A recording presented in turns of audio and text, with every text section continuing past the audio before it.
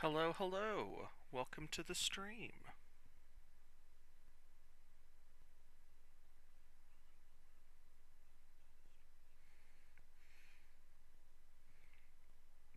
Just taking a second to get all my sound settings right. All right.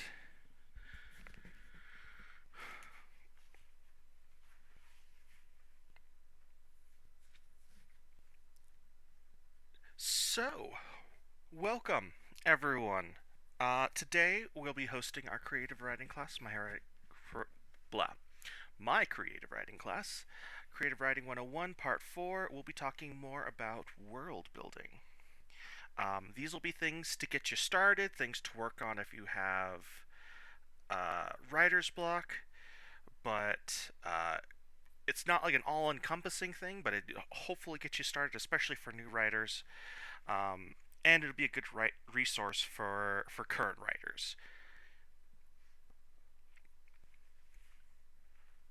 So, once again, I am your host, teacher, pirate captain, Nathaniel Wilhelm, and today we will be covering world building. So, I don't know how many people are going to be joining us today. I am already getting a late start, so we will just hop right into this.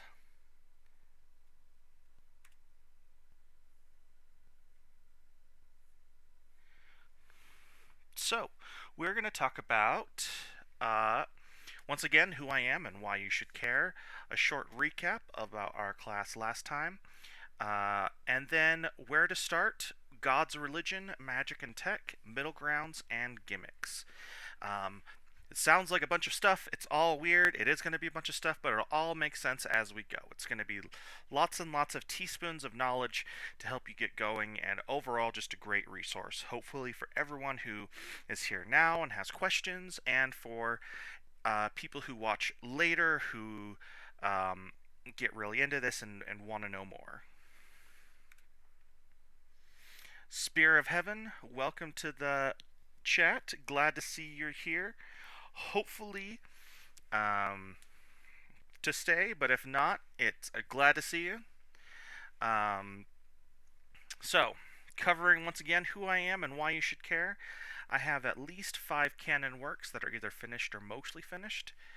I have written over 1 million words of published materials in just those 5 works, and that's not including anything I've done for school, anything I've ever done for unfinished books, anything that you've read on Wattpad that's not there. Once again, that's all on Wattpad, all for free. And then my Patreon, I post things early, sometimes a week, sometimes whatever. But whenever I post a new chapter on Wattpad, I always post that early chapter on Patreon. So even when there's a big gap, if it's a 2 week gap in time just because something happens, like the other week where I had a funeral, you'll get it 2 weeks earlier, 2 days early, depending on what my schedule is at the time. I've definitely got my 10,000 hours in as far as writing, especially independently, and writing in a web novel format, especially for devices and phones and for teens. All my novels are teen novels. And if you don't care about any of that, I also have my experiences as a writer with ADHD to share. So if you have ADHD, I know it's more commonly diagnosed everywhere, but I can say it right now, right here, that if you have ADHD and you've thought about writing and you're like, I can't because I can't sit down long enough to write, you can. You can do it. I have it. I've done writing medicated and unmedicated, and I can tell you that you can do it. So, a recap of last stream. Last stream, we did a practical application on how to storyboard. Once again, there's no wrong way to storyboard. I showed examples of other storyboards I've done in the past, for everything from like a paragraph to like entire like page and a half of lore to just getting right into it. Um, the story I want to tell is what you want to prioritize. Whenever you're telling a story, you should always prioritize the story you want to tell. And so we went over the story I wanted to tell with that being a. Uh, It's Tales of the Trespassers. If you don't know what Trespassers are, go watch my debut stream. I couldn't find it on my phone, but I could find it on the website. I don't know what's going on. Maybe it's just because it's an older video or the first one, but it's there. Um, Story arc recap, what a story arc is, and then planning scenes. I went over that. I also talked about developments in process. So when you're making a story arc or writing a storyboard or whatever, there will always be times where new information happens, whether you think of an idea or you write it down. Um, it's okay to have new ideas. You shouldn't be so married to your first storyboard that you don't ever get to writing, and you shouldn't ever like make it so perfect that you never write. I mean, unless you love perfecting storyboards, then go and do that. I did some character outlines for the four main characters that are going to be in there, and I showed off my to-do list for I was going to develop the story and things I needed to do with that. And overall, it was just an example stream of how to storyboard. It's not a must watch, but it's definitely a really good resource and really enjoyable if you want it, if you like having someone walk through the process with you. I even showed at the very end, after everything we had talked to, that everything kind of came down to like a page, 2.5 pages of like something I made in Google Docs. So you can do it. It's not hard. It doesn't have to be as complicated, but it can be as complicated as you think you need to make it. The most important thing is that it was fun, and you should have fun while writing. Once again, a healthy reminder that writing is a skill. Never stop writing. Just like if you are playing basketball or any other sports that has muscles, any other talents you want to develop, writing is just another one of those talents that you just have to do and make mistakes and get over those mistakes and keep going. Just like we all crawled and we all walked and then we all ran. Some things are similar to writing. And then when we get to running, if we want to run professionally, you should take. There are certain ways to run better than other ways. So, writing is a skill. Never stop writing. So, this is a course on. Yes, yeah. So, Spirit, definitely go check it out. Getting over it. So where to start? So a lot of people are like, "Oh my gosh, I have this whole idea for a world, and I kind of want to write it down, but I don't really know where to go or how to do it." So first and foremost, if you're freaking out over writing an entire world or world building, or you have all these ideas, you don't know how to string them together, set your priorities. So your priorities will define everything you do, especially when it comes to the story you want to tell. So the first thing you should center your priorities around is your main characters and that story you want to tell. Sometimes this will set limits on you that will help you actually in your process, and other times it'll help you focus on a point to start.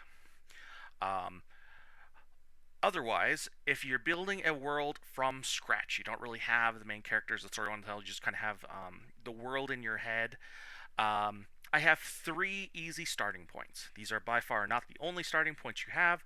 These are just 3 starting points that I have used in building worlds to help you get started as well. So first is start from the beginning.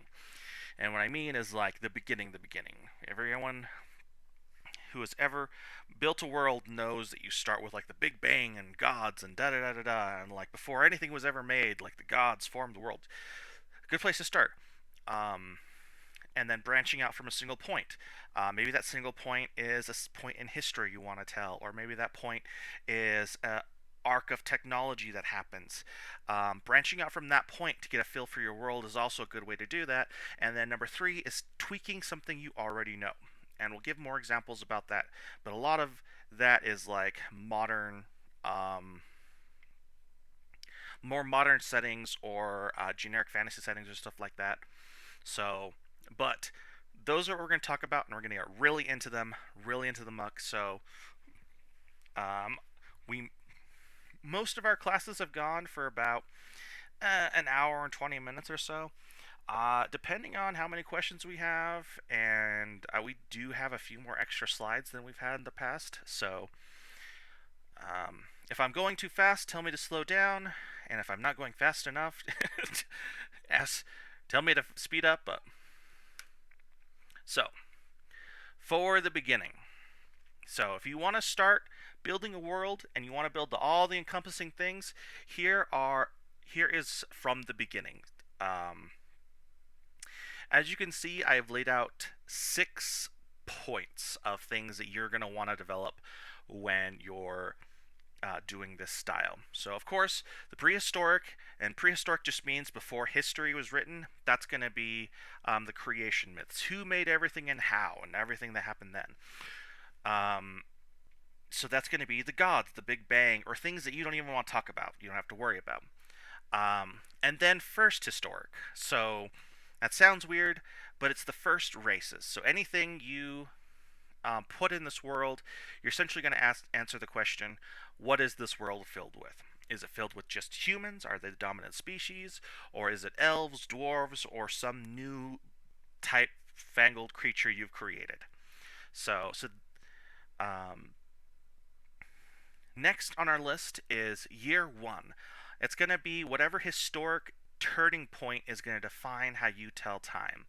Is it the beginning of an empire? Is it the birth of a demigod like we have before Common Era or before Christ? That stuff.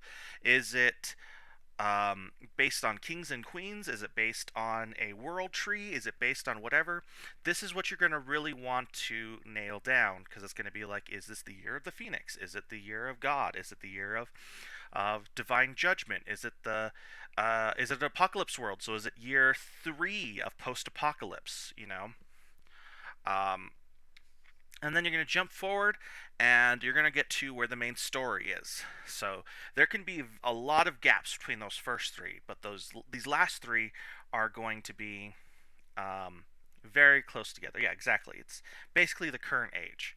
So you want to focus on your local nation's conception, and you're going to focus on the most local nation where the main story is going to take place. Now, if they're going to travel around, you can do the first couple of main nations, but you really want to localize, really get into zooming in.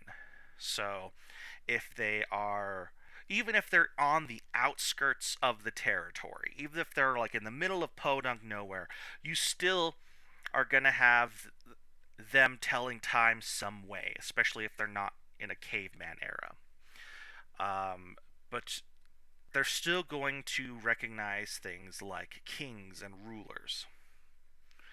And then a few years after the nation is made, I put 50 just for the sake of it, but it doesn't matter. Um, you're going to want to really flesh out some of the events caused by your main character or characters. What do they do? And do they make an impact on history? And then the last point is just one kind of I tacked on at the end. It's going to be the post-story event. So that's going to be the epilogue, like where they're living with their family, where they're living as the new king, as their da da da da da. Whatever their after, like, epilogue historic event is, you do want to nail this, or you want to write this down to some degree, because you want to have a goal of some kind when you're writing. Are they going to live a slow life and become just a cook that travels over everywhere? Maybe there's not an end goal. Maybe there's not like a super huge like drift in like historic events. But maybe it's just the people that they affect that are the important parts you got to nail down. So that's from the beginning. Those are the things you really want to nail down while world building in this kind of format. Once again, this is just an overall basic setup to get you started. You can throw in as many events as you want. I've looked in some stuff into Critical Role, and they have stuff that's very similar to this. The creation myth, the first races that show up, some historic turning points. There's more than just one. And then all of the local nations that come together, depending on what it is, they flesh out with the story itself. For me, the world will probably end. Well, some books, that's the case. Some are about the end of the world. There are quite a few of those. Whether it's the end of their world or the world in general. Um, Branching from a single point. Let's say you have an idea but you're really not sure where to take it. Well, my this is what I do a lot of the time. Like I have an idea of like what I have an event that I got really excited for that I'm really inspired by, but I just have like that initial event, and it's sometimes the climax. And so what you want to do is you want to go forward and backward in time from that event. What started that event? What caused it? And then what comes from that event? And so you really just go down the list and break it down further and further until you get to a point where you want to start. Or if this event is your ending, you just start and you get to this event. Maybe you don't need as many future events. That's why it's all kind of kafurdles. But there's nothing wrong with starting with something that you want to have happen and then planning around it. Just make sure you plan everything around it. And then tweaking what you know. So I would put this in two steps. First of all, you're gonna grab something familiar. Is that the modern setting? Are you writing like a werewolf vampire hunter book, or is it like a generic fantasy where he gets summoned to another world, or he's born as a farmer and gets pulls out the holy sword? Whatever. So you're gonna want to think about certain events. So what is the same as everything else? What are you going to keep the same? Our goblins, our orcs, our spaceships, our lasers, are those going to all be the same? Well, that's fine.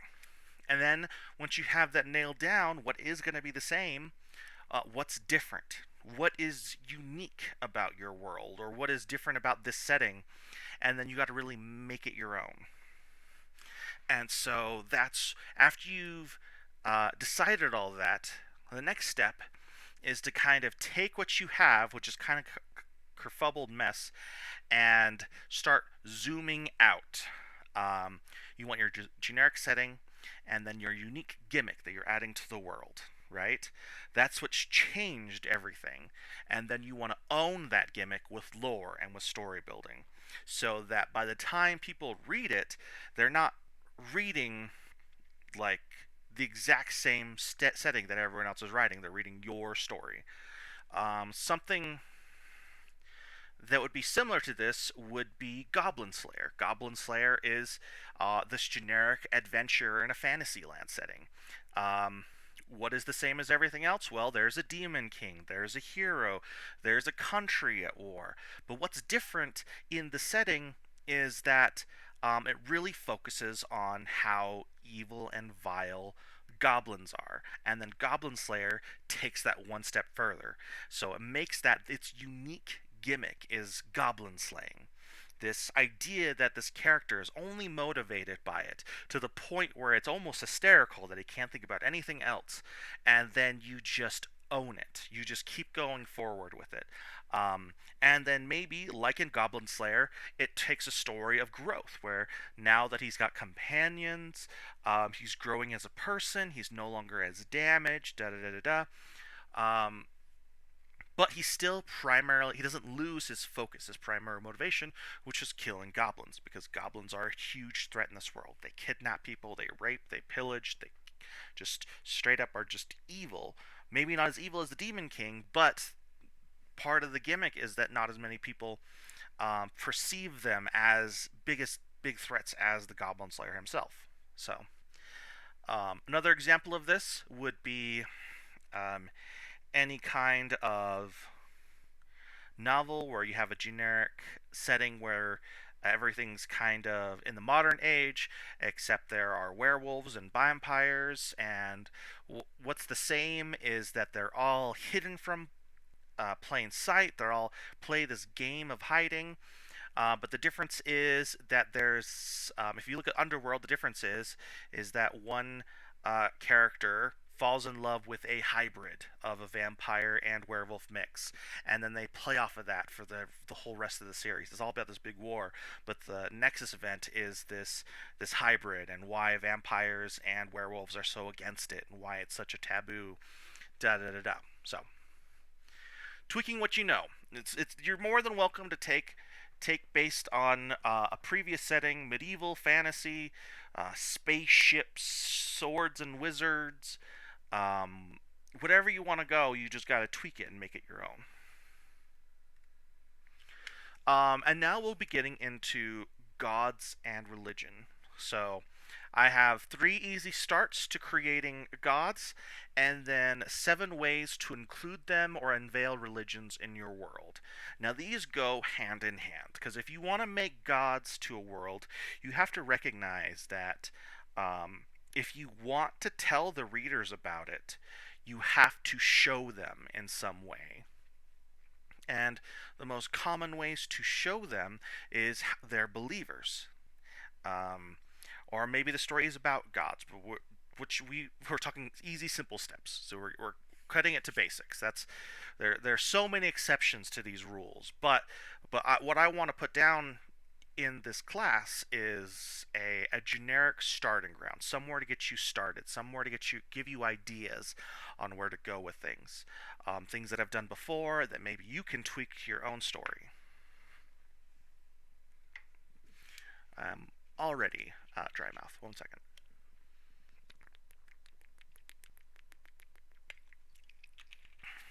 And that's what you're doing, Spear. You're tweaking stories. Yeah, like I said, that's just fine. You should, uh, as long as you're finding a starting ground, that's the important part. And then write and keep writing, because writing is a skill. So, monotheism. Monotheism is all about one God to rule them all. This God does everything. He is the God of agriculture. He is the God of plants. He is the God of love. He is the God of all things good. He is the sun God. He is the everything God. So, it's very easy to write these kinds of gods in the sense that there's really not a lot of crazy lore building you have to do behind these gods. If you have one god to rule them all they really have to influence the world is things, servants like angels, disciples, saints, etc. You really don't got to worry about too much other than um, they are they're the most powerful ones. They made the world. Everything is in their image. Yada yada yada. This is Kami. um, a little bit, uh, just a little bit. And then or Christianity. Yeah, it's more centered to Christianity. There are some fantasy worlds that only have their one sun god or their one human god, depending on who you talk to or how they define it. And that's a lot of the Eastern fantasies don't play by this rule necessarily, just because um, like China, Japan, and Korea, and all those places that make Eastern style fantasies, they all portray them differently, just like we portray Japanese and Korean and Chinese and Asian mythology different. It's really it's the same way that we portray gods in other lands, Aztec gods, uh, Valhallan gods, the Aesir thing, Indian gods. We're all kind of just playing to something that we think we know. But monotheism, one god to rule them all, and then maybe some big bad evil guy that sends and minions after the one god and has servants and stuff like that. Once again, maybe this is his other half. Maybe this is another god, or if you're looking at Christianity as an example, um, this is like a fallen angel who has a court of angels that are turned demons. So, um, once again, isn't get as complicated or be as simple as you want it to be, because you have one God, but you have all these resources by creating all sorts of angels and servants and stuff like that. You can create all sorts of intrigue with maybe the one God that we think is evil is good is actually evil, or maybe there's some divisive intrigue among the angels or the church or da da da da da. Um, but this is going to be the monotheism start point for gods. And then the next one is what I call family drama. This is you're going to see this kind of format when you look at polytheism. They're like the Norse gods, the Greek gods, the Roman gods. Um, Jesus Christ, I can't think. Chinese, anything that has multiple gods, you're gonna see this kind of setting. Um, Japanese, Korean, Australian, African, um, whatever. Anyone who really any culture that really gets down and dirty to the nitty gritty of their gods, yes, or Indian or Hindu, or Alaskan or Green Islandin and Icelandin and um, but what you want to really narrow down with this setting is you want to have a nexus point. What started the gods? If you look at Greek gods, what started them was the big god. I believe it was Kronos. And then he had three kids: Zeus, Poseidon, and Hades, and they all killed their daddy, and then they live as the new gods. Sometimes they form from chaos. Sometimes they form from more primeval, primordial elements, whatever. But essentially, starting from the top, you're going to have a god king and a god queen. Super easy. Super easy start as you want to build a pantheon. And surrounded by those pantheons are the lesser gods. And these aren't lesser gods because they're like super underpowered, but these are lesser gods just because they're under the god king and the god queen. That's all that means. Um, of course, the god king and god queen are going to have siblings, and then at a certain point, the gods are going to have children. Sometimes those are mythic creatures, or sometimes if they have children with mortals, you get demigods, dragons, saints, whatever you want to go. That's why it's all family drama. You don't really know what's going to happen because it's all in house. Just looking at the Greek pantheon with Zeus and Hera and Ares and Hephaestus and all of the drama that goes on with them, you have an idea. But you want to nail down the first, these first ideas. And then if you want to throw in some kind of evil gods, you'll have minions, and the cults that follow them to create this idea of conflict. So is it the evil gods against all of the gods, or is it the evil gods and cults against the saints and demi-humans? Da, da, da, da. So, if you're going to have a pantheon with a god of agriculture and a god of lightning and a god of love and a god of drink and revelry, this is what your format's going to look at. Maybe not exactly like this, just because this is just an example thrown at the wall, but it's going to be the family drama model.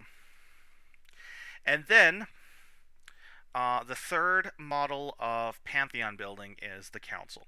Now, these are gods that are usually not related. These are gods that just kind of come into being in some way or another, and that varies so wildly depending on how you make your story. Maybe they all come from chaos. Maybe they come from different worlds. Maybe they all came from a different world, or maybe they just shifted over to start a new world.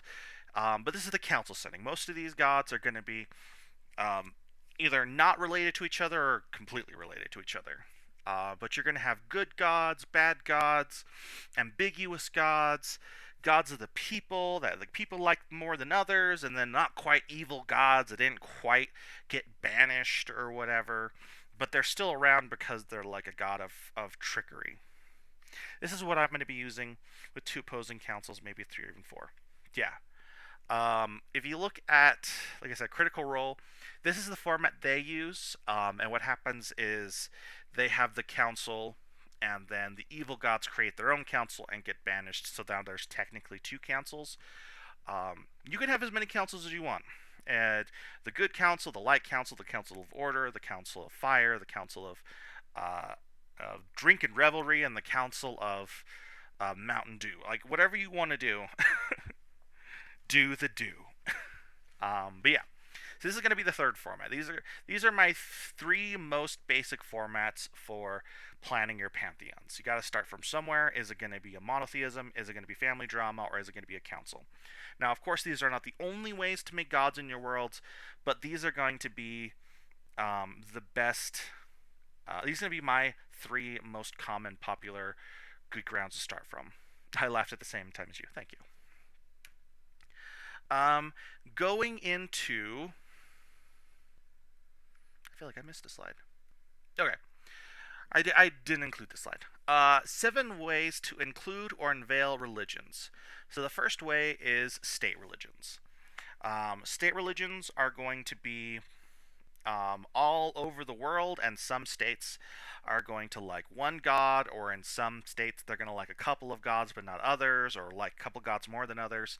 But they're usually endorsed by the nation, but they have limited say in the politics. They're going to have many independent churches, chapels, steeples, and then they may even have like a temple city or a religious site outside of most cities, where people take pilgrimages to. Basically, Earth. Yeah, this would be a very good way to look at Earth. Some people are religious, or to each their own god. So, state religions is going to be your most widespread, very common um, way to introduce the gods to the world. So, in this way, maybe your mom, maybe the MC's mom really likes the god of agriculture, but the MC's dad really likes the god of merchants because it helps him do his job, that kind of thing. So, and then there is the holy theocracy setting. This is where the nation is based on following gods as a nation itself. So one nation under the gods. Um, some common tropes you'll see in this are the gods make regular visits to the kingdom, or regularly send their emissaries, or have some say in what's going on, usually. The differences is that these will have in-city temples and lots of holy imagery around the environment. So if you're telling a story and you want to convey that this is a holy theocracy, you'll say that this god so-and-so, he's on everything from the money to the store signs to the windows to the towering obelisks that tower over everything.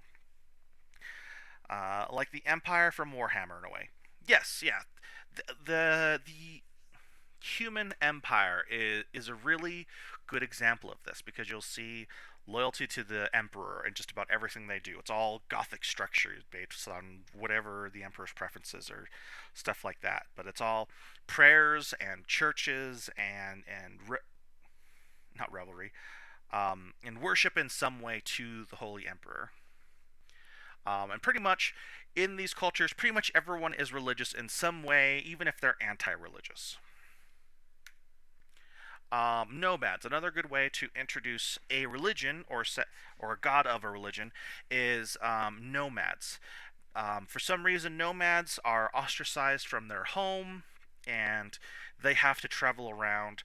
So to make a living, to survive, and either this is their first go about moving around and they haven't found a home yet, or they make a circuit out of tradition or out of just not being able to find some place to go, so they just keep picking up and moving on.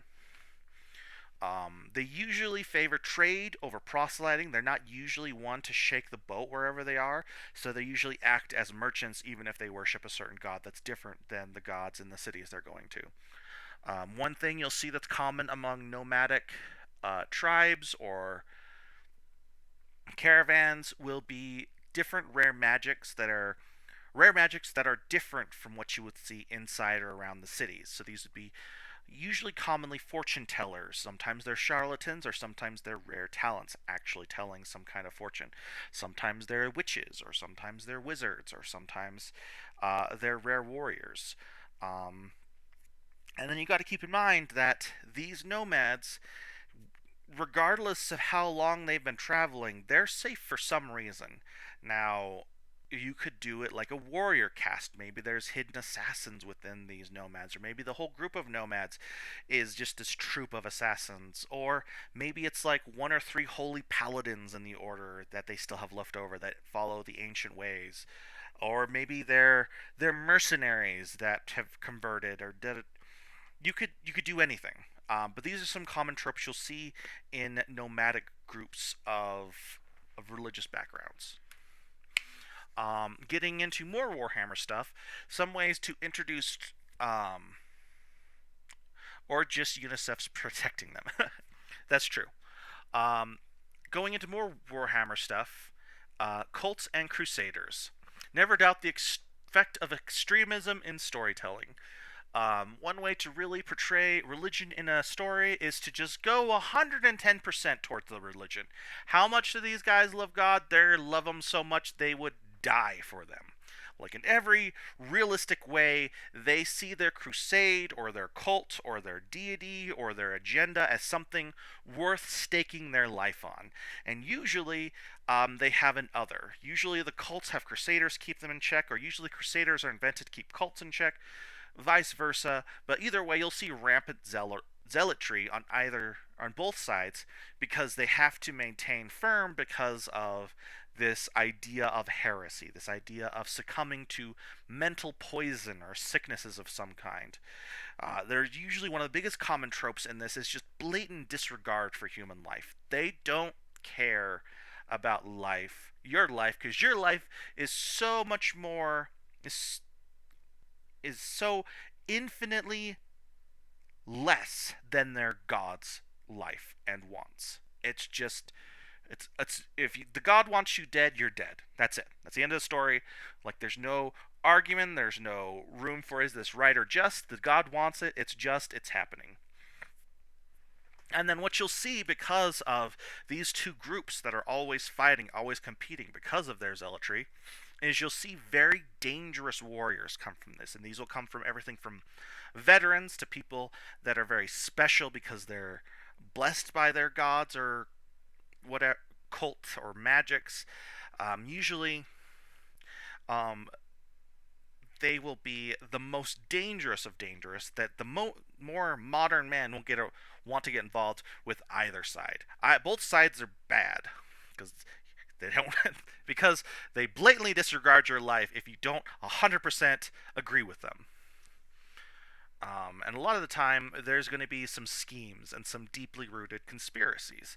You'll see these sides with lots and lots of sedition in the upper ranks. You just never know who's going to give 110% to faking it or to screwing over the other side. So, cults and crusaders, they're the people that believe in God's 110%, and they're going to believe and do the thing that their God wants done and get rid of the things that their God doesn't want. Um, Toning that down a little bit, you have aggressive orders versus passive orders. And this is usually because of the different ideologies of the gods that they serve. So some of these gods, like the gods of agriculture, would probably be a little bit more passive to events than, say, the gods of war and the gods of bloodshed and the gods of poning noobs. But these orders will be seen more commonly in worlds with many gods, with many differing beliefs. Um, some churches and orders will preach war and honor, and meanwhile, there'll be some people that would rather die pacifists than fight or surrender. And in this world, martyrdom is very common. People will die just because they believe so much. Yes, you did just hear poning noobs. Um, but yeah, so those are going to be the aggressive versus the passive orders. That'll be one way to portray it in your story. Maybe there is a village where an aggressive order comes around and they preach convert or die, and they choose death. And now this village is no more when your hero or MC comes upon it. So.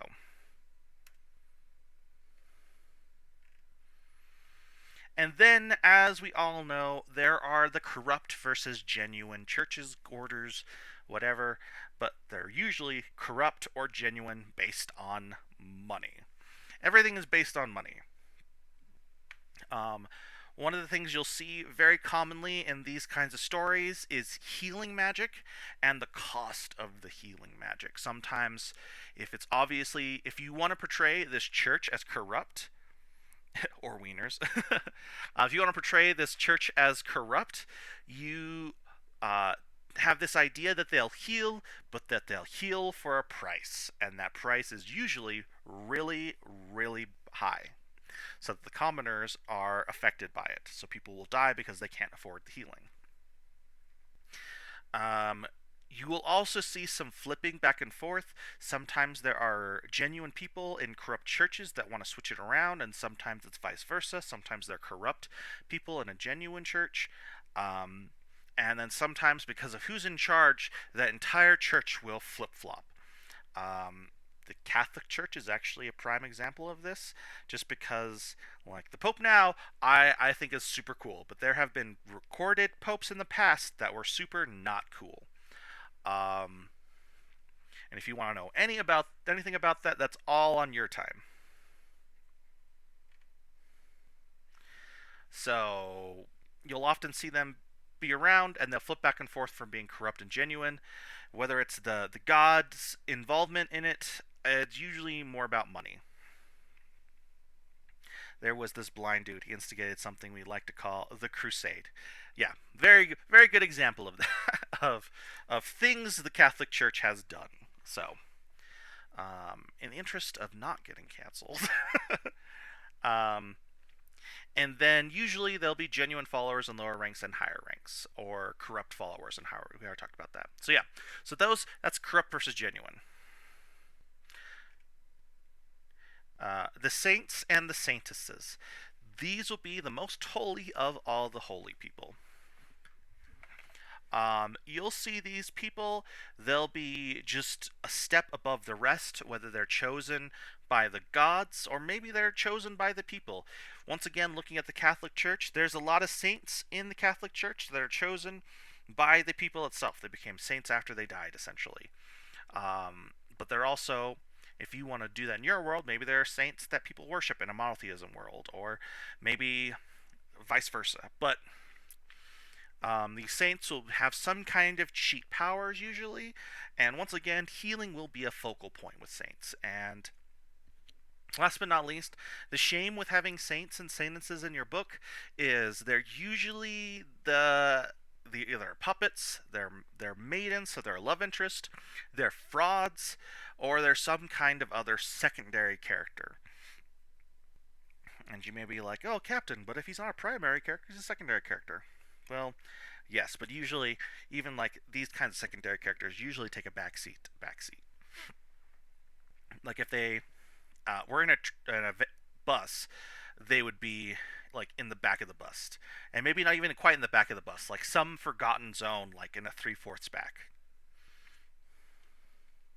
Yeah, they're like really boring. So you got to be careful with saints and saintesses. Saint Tess says, if you want them to make your main character, it gets to be really interesting if you put them in like in the intrigue of the courts, or if they have some kind of part in the backstory of your character. But once again, they follow the gods that you set up, and this is just one more way to introduce the gods of your world. They do make an occasionally good villain. Yes, like I said. Um, if you have an evil charlatan saint who's just trying to make their way up the ranks, that would almost be a more interesting story than the saints trying to fix the church. It's just this one guy who's just faking it to make it, to just make all the money he can, and has no talent other than being a fast talker, and ends up being like the biggest saint of this church. So, you just never know. You never know what makes a story, and it's the conflict that really sells it. So, magic and technology in your world. This is something you really want to get down when you're narrowing down the genre. Um, whether it's a fantasy genre, whether it's sci-fi, whether it's punk modern, whether it's gritty and dark, whether it's a mystery, whether it's a romance or a comedy. These are stuff you want to nail down early on with the genre.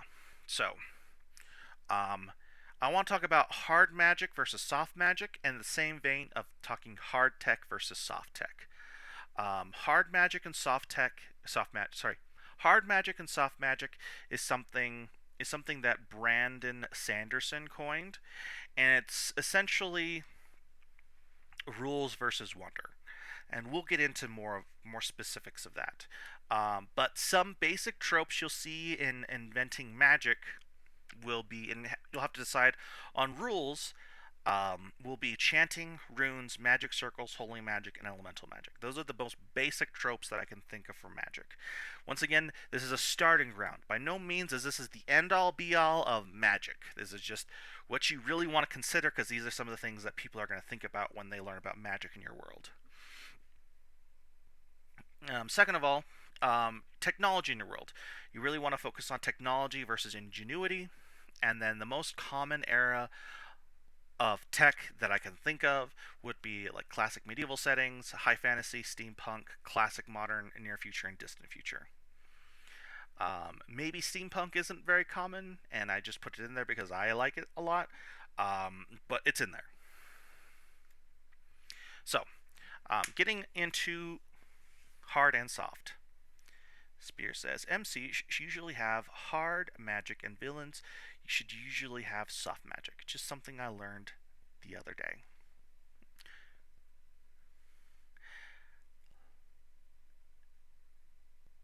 LOTM, Legend of the Machinist, and Bloodborne. Excellent steampunk. Yes. Bloodborne was amazing. Bloodborne scratched every itch, and it was the entire reason I bought a generation of consoles that I still have and use today.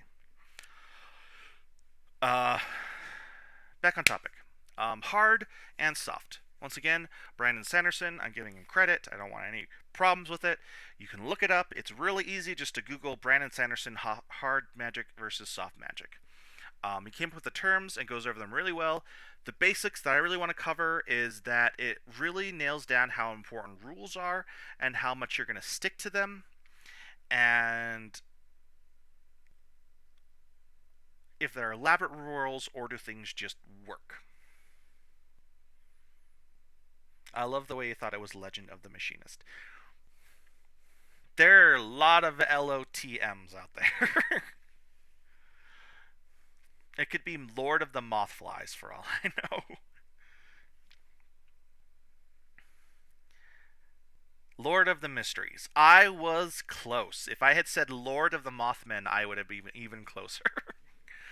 um, it's Bloodborne inspired. There you go. Once again, hard rules. Very simple explanation of hard rules is that there are rules that they are set down and everything follows them, and you lay them out for your reader, and they're there. Soft rules are things that you kind of let happen for the wonder of the story. Maybe you light a candle and stuff just whooshes into existence, and it doesn't explain why the candle did that. Um,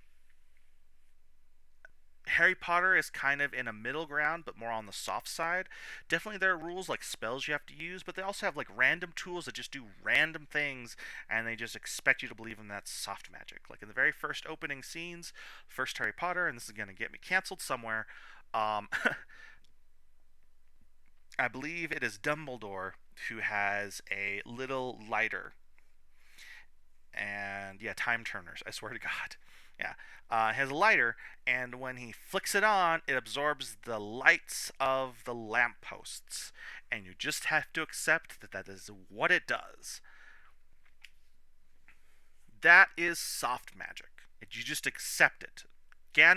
Gandalf is another example of soft magic. He just does things and they happen.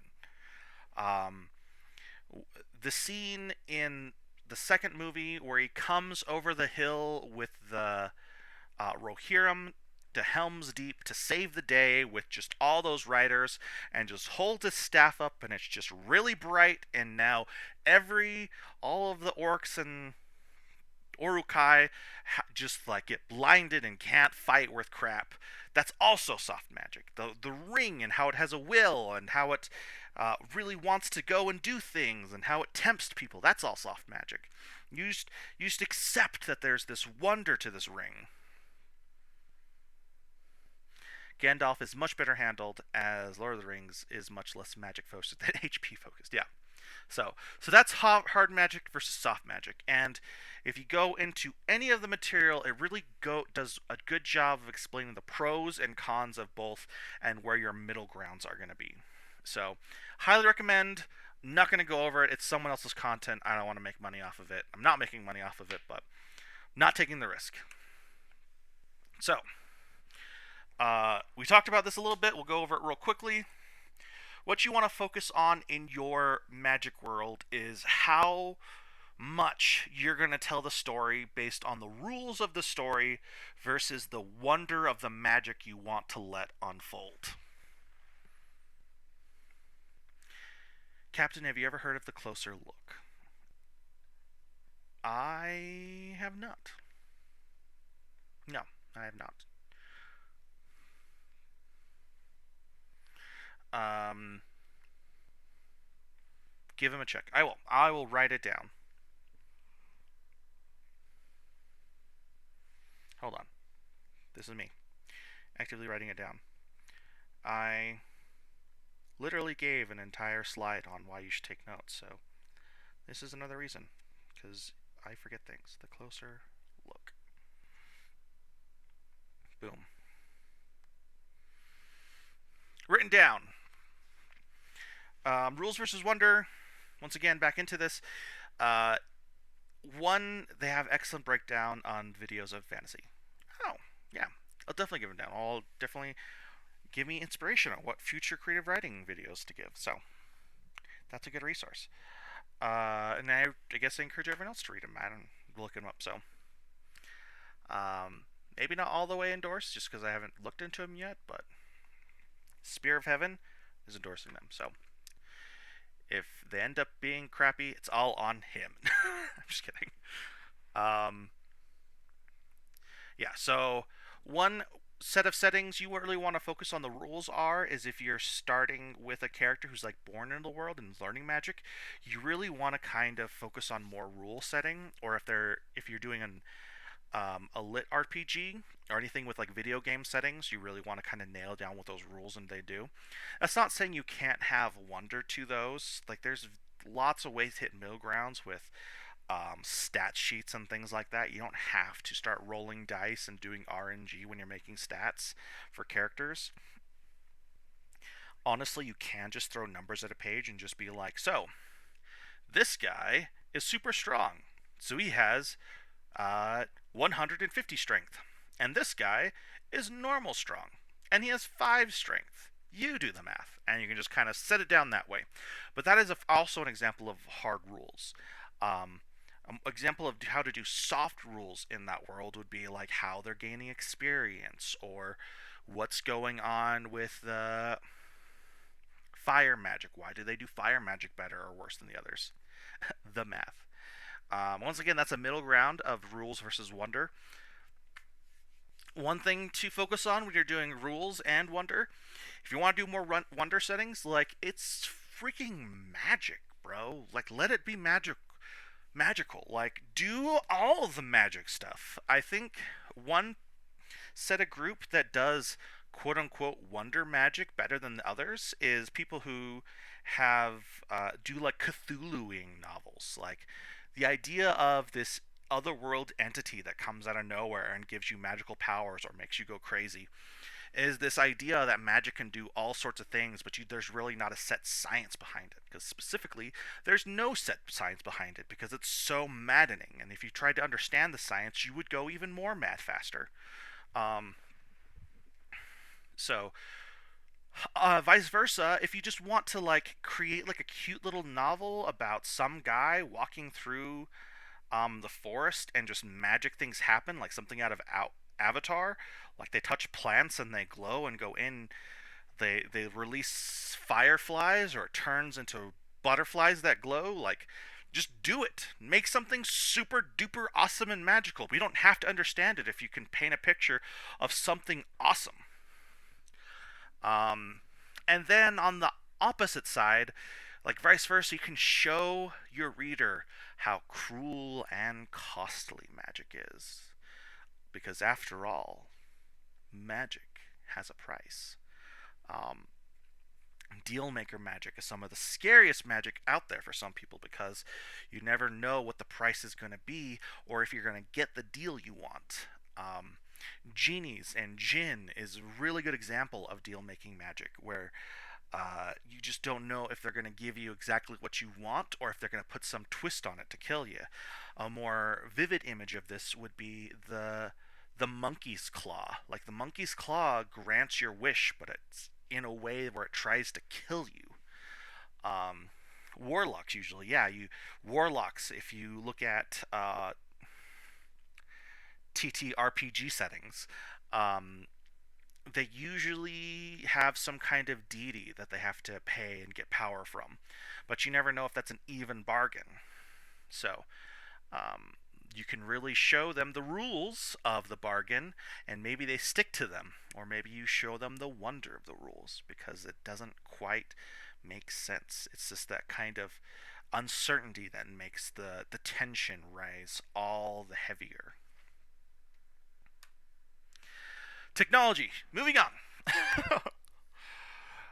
Tradition versus ingenuity.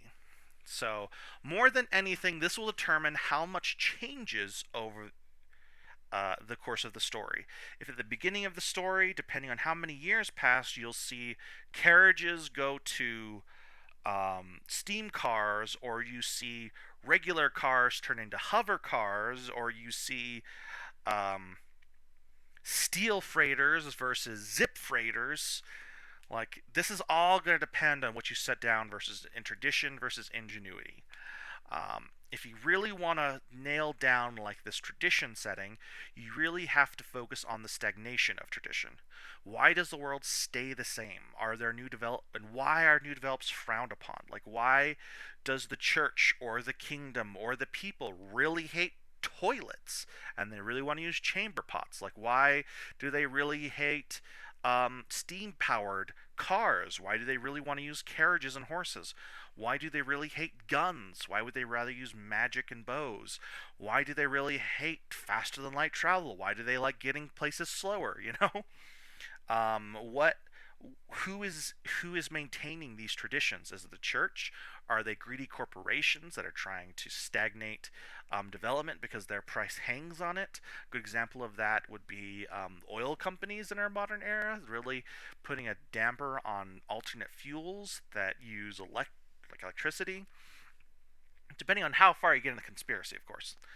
Um, Apple, Apple's another one, I guess. If you really want to look at Apple and their how they everything Apple works with everything Apple, but everything Apple that also does not work with anything not Apple. Um,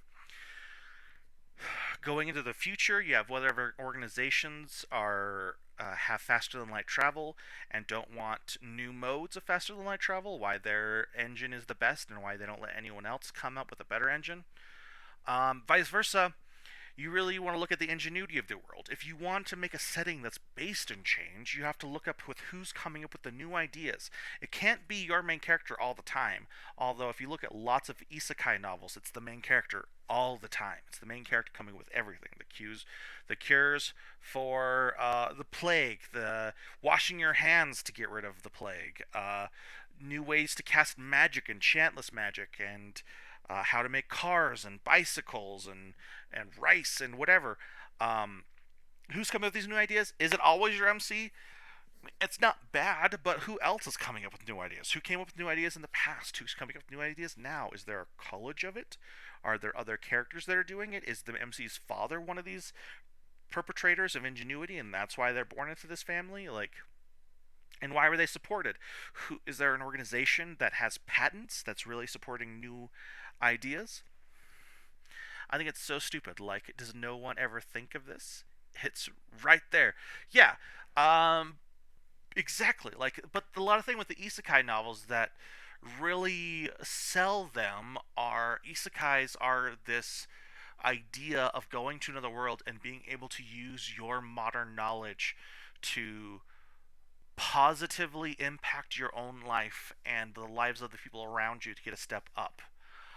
The idea of that your common knowledge that you just have has now made you a superhero.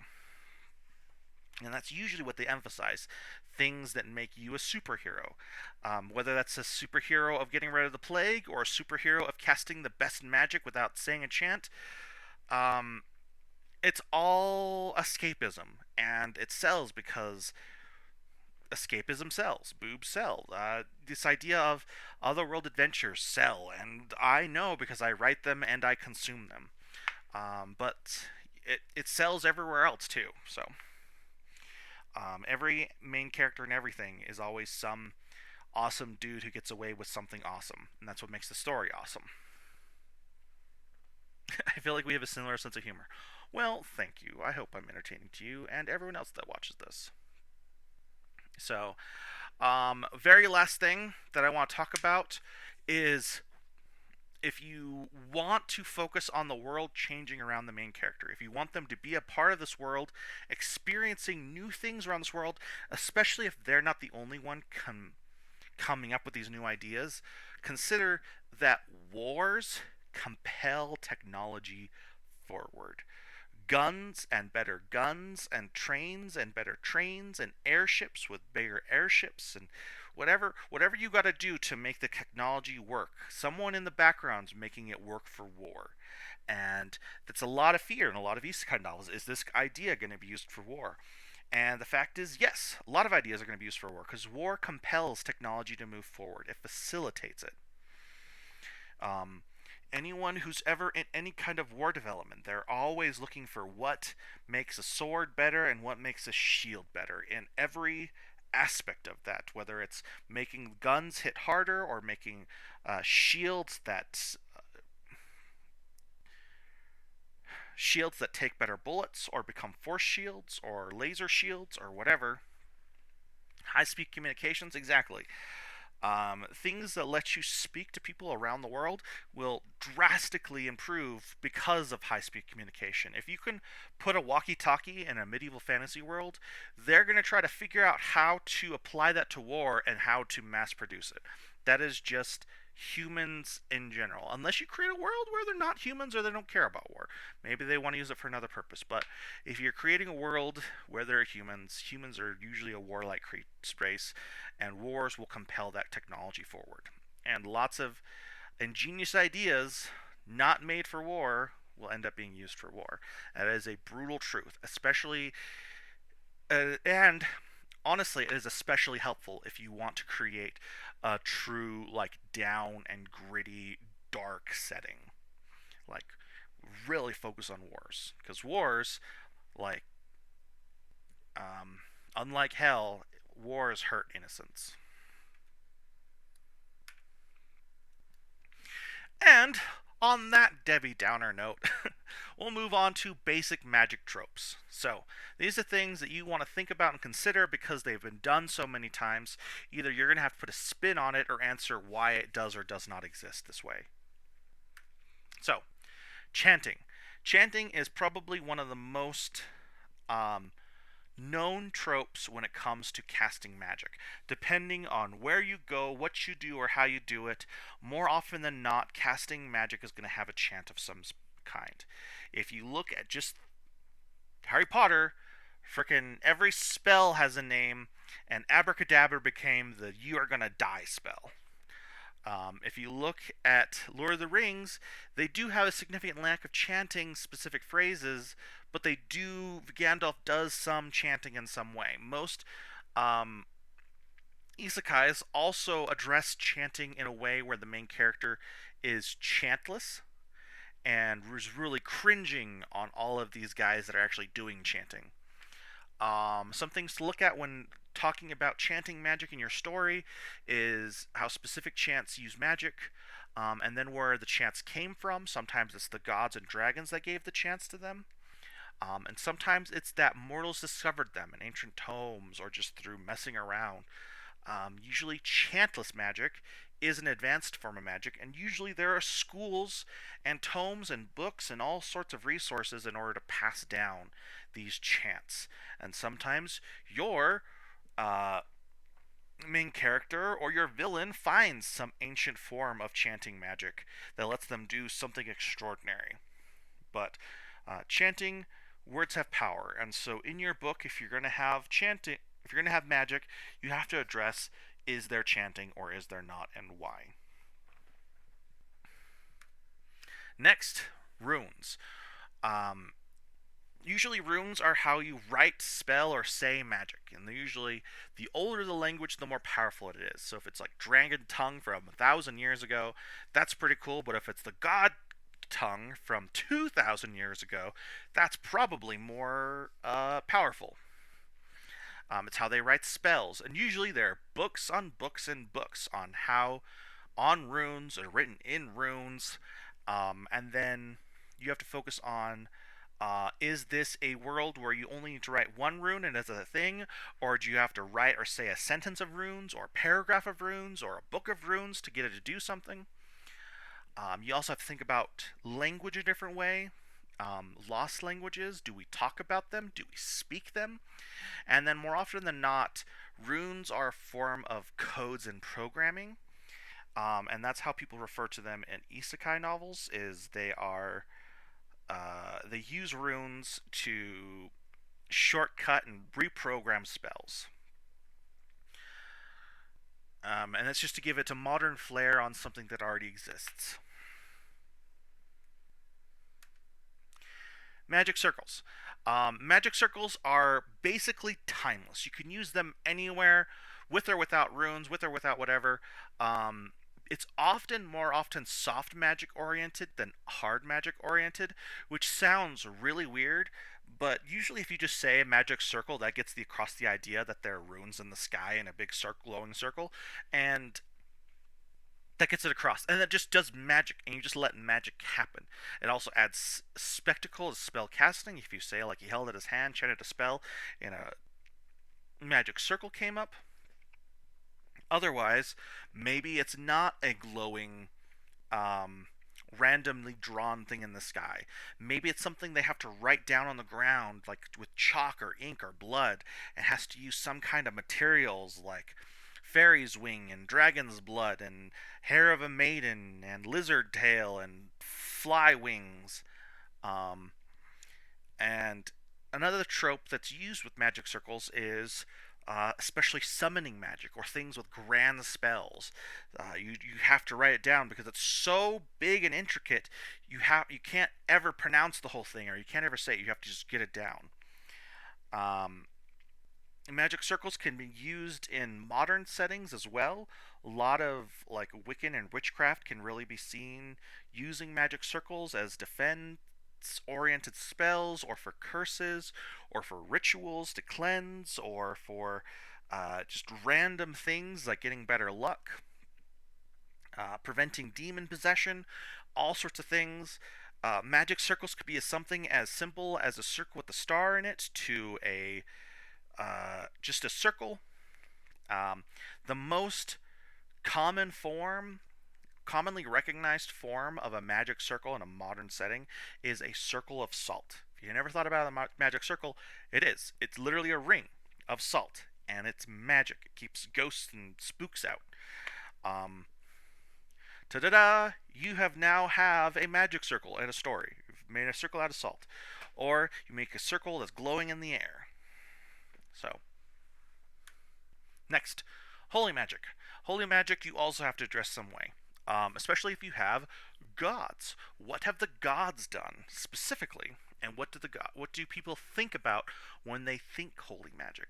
So usually, holy magic is gifted to the most devout. So that would be saints and saintesses, people that have prayed for a certain amount of time, or take some kind of oath or pledge, like paladins or clerics or priests.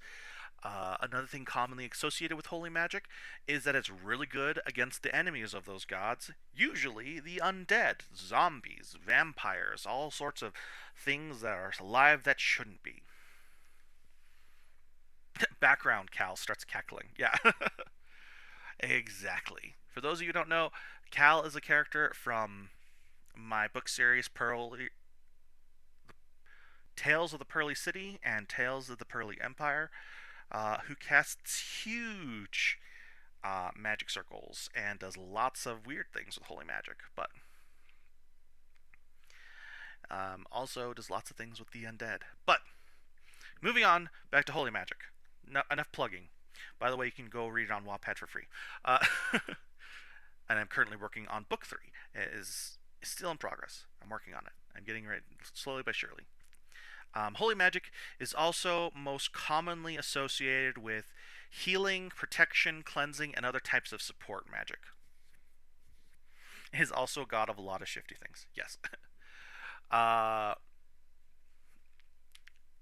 holy magic is also associated with angels or angel wings or halos or just bright lights in general. If you have someone casting holy magic, the best way to show it off is by like throwing a halo on them or showing some wings in the background or just having it be really bright for no goddamn reason, which is the most ironic thing I've ever said.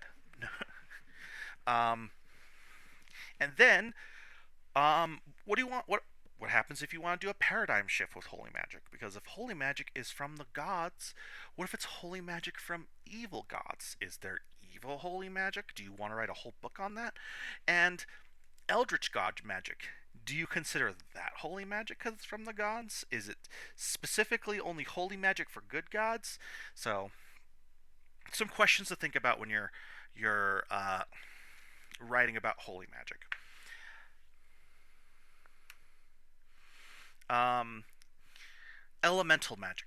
Very, very self explanatory for anyone who's ever read any kind of magic at all. Um, and especially if you watch the Avatar: The Last Airbender. Um, it's magic from all around you. The elements. Literally, fire, wind, earth, and water are going to be your basics when spelling out elemental magic. Now, usually, those are the most basic of basics, and this is the most basic of basic magics. Sometimes some people talk about more basic magic, which is like magic missile type stuff, which is just pure magic sent fast enough with enough force to hurt somebody. But this is magic tied to an element. So usually there's a circle of like fire is weak to water, and water is weak to earth, and earth is weak to wind, or some. Hold on. Let me say that right. um,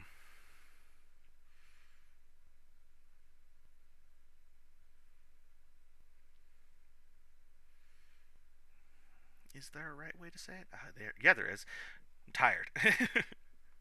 um, Fire trumps earth. Earth trumps wind. Wind trumps water.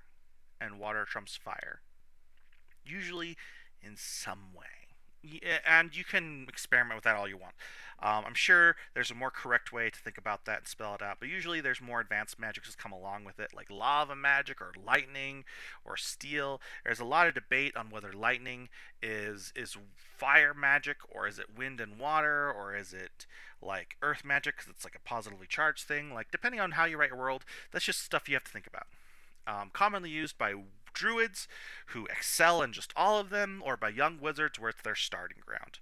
Um, as I said, often used as the most basic magic, and it's usually considered attack magic or some kind of supportive with like some supportive magic. Usually, wind falls into the more support side of it, where it lets you fly and move faster and gives you haste or for whatever reason. And then if you look at anything in Final Fantasy, it's usually used by the Black Magician. So they get all the attack magic, which is elemental magic. Water is usually healing, yeah. Or it is about drowning and freezing your opponent to death and filling them with ice spikes, or freezing them and then breaking them apart into 1,000 pieces. But fire is usually for burning. Fire is usually for burning everything inside. um, you would know that, wouldn't you? Well, and then you could paradigm shift the whole thing. Like, you could do fire. Maybe fire is the most healy of all types, and maybe wind is the most like attacky of all types, and maybe earth is the most fluid and universally used of all types, and maybe water is the most something else. I still feel a bit of trauma over Keelhaul. Oh yeah, I did do Keelhaul as a spell where it like forced them to drown from the inside. So once again, another callback to Tales of the Pearly City. If you don't get the reference, go read it. It's free on Wattpad. Alright. Moving on to most common errors of technology. So you will usually iron this out when you're plotting your genre, but we're going to go over it just so that if you want to mix them together, you kind of know what the feel of the most common tropes are for these eras of history, or some common tropes you'll see if you still trying to figure it out. Once again, this is far from being the end all be all list. If you look up cyberpunk subdiversities or something like that. There's just a whole list of like steampunk, iron punk, diesel punk, uh, techno punk, and all sorts of random other punks that have wildly different settings and were built on wildly different technologies. It's ridiculous. Iron punk, it may not be a thing. It may be a thing. Definitely diesel punk is crazy. Uh, but yeah. So so we're getting to some basics here. Just some basics. Places to start: classic medieval fantasy or classic medieval anything. Um, the most common things you'll see in classic medieval literature are things about kings, queens, and other royalty. Sometimes that's emperors, sometimes that's czars, whatever segment of the world you're surrounding it on. Um, Another thing you'll see is long travel times with carriages. Usually there'll be like skip segments where it's like, and then 2 weeks later we were there, and it took my butt hurts because the carriage was uncomfortable, or something like that. Or we got ambushed in our carriage like 2 days from town. Um, Chamber pots and chambermaids. Uh, you really have to remember that at one point in history, in classic medieval literature, in classic medieval times, they pooped and pissed in a bucket and threw it out the window and into the street. And that's why people wore hats with such wide brims, was to keep the filth off of them. They also had a lot of mates clean up the filth from the inside and do that particular deed, like throw the bucket out the window. So, one thing to keep in mind while you're making a classic medieval setting. Um, if you want to get more medieval with it, you'll throw in dragons, monsters, and adventurer guilds. Those are also super common. Um, if you want to make it darker or just give people a place to build XP, you'll throw in dungeons. And then if you want to make it darker, you'll throw in grit. Geronimo Stilton got that down pretty damn well. Sorry. Spear said Geronimo Stilton got that down pretty damn well. Yes, yes, he did. And that's me agreeing with because I have no idea who that guy is. Um, yeah, like I said, I've done some casual research into the other punks. Um, if you look at Alien, it's like VHS punk, I believe. So if you look at the original Aliens and then the new like Alien remake, Alien game remake, here is where we see Captain slowly lose it. Well, maybe a little bit. I did spend all night making this and then get like a 20-minute nap before we start. So, um, sometimes I do my best work when I'm tired, though. And sometimes I'm just thrown for a loop because there are just things that I just don't know. But this is why I make this, is because there are probably things that you just don't know, but things that I know that I want to share. So, last thing about classic medieval fantasy stuff is it's all very flexible. It's all very flexible. You can throw in toilets, or if you're looking into like Josei, made for women classic medieval fantasies, which are like the villainous genre, where it's I was reborn as a villainous. Usually they kind of hit this classic medieval, but like a few hundred years later, where they still have horses and carriages, but like the knights are super fancily dressed, and I mean sometimes the fashion is still the same, but sometimes they get into more Renaissance fashion wear. That's why it's really flexible. You can just do anything, get anywhere, and pick and choose. There's even a My Life as a Mob in an Otome novel. It's something like that title.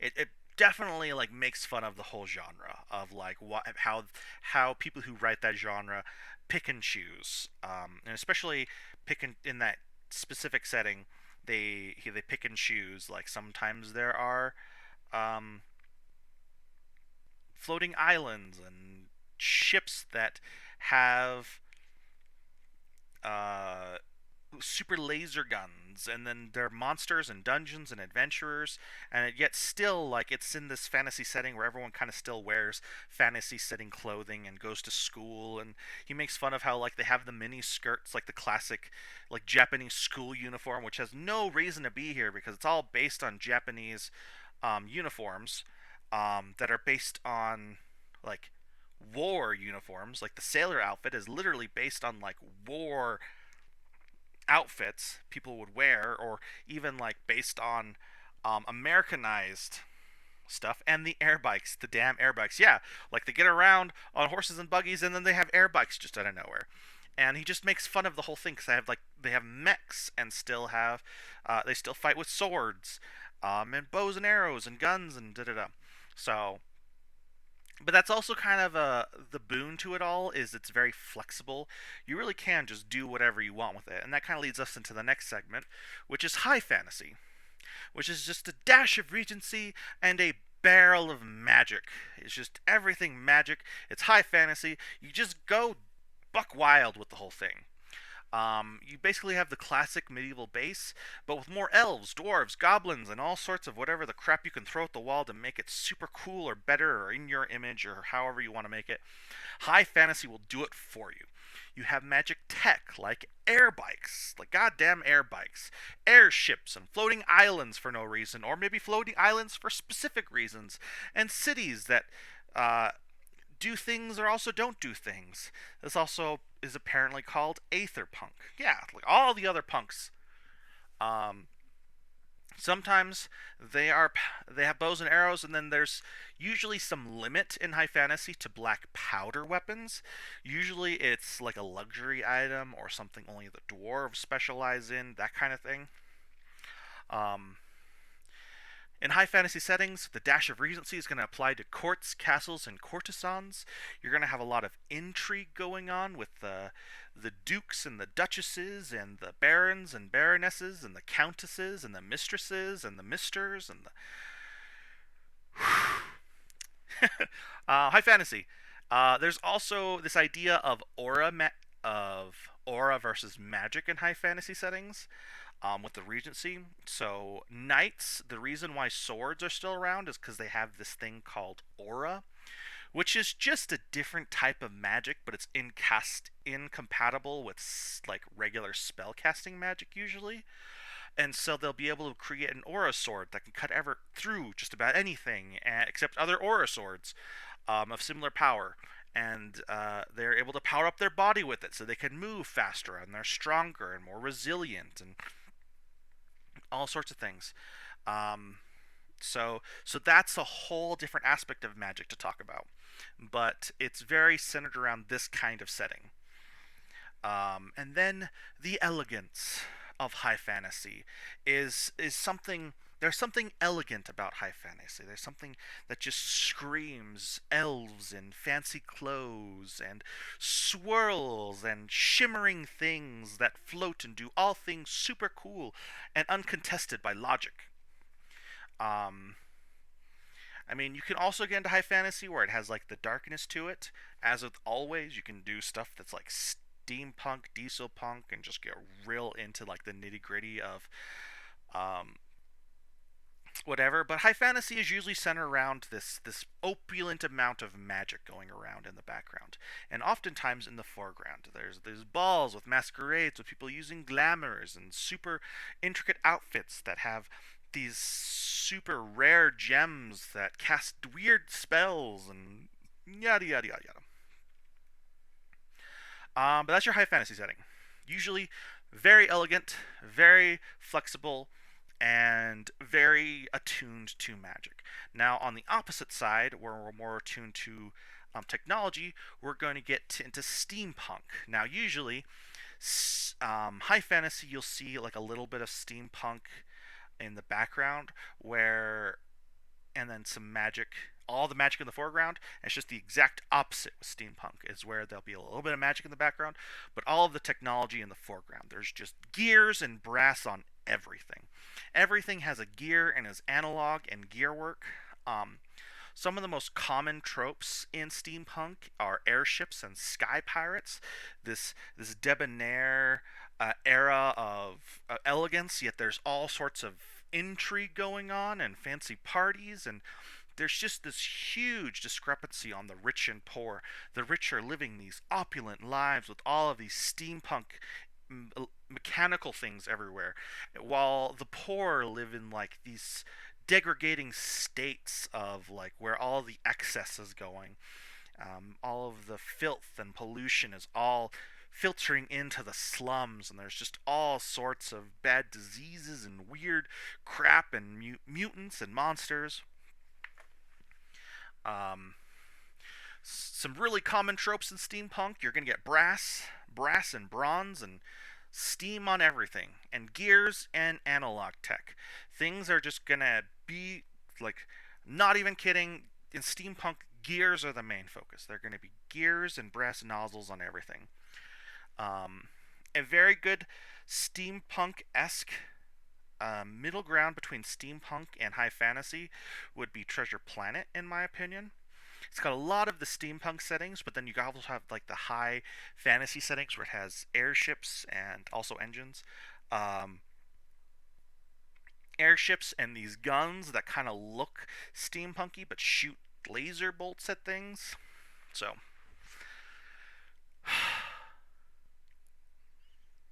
and there are these massive engines on everything. Yeah, so basic, and just the engine techs on everything too, like engineers, and there's also guns everywhere too. Like more than fantasy settings where there's bows, steampunk is going to have your guns. Now, whether they shoot lasers or black powder are going to be up to you, but usually there's some kind of guns and uh, intrigue and flying things in steampunk.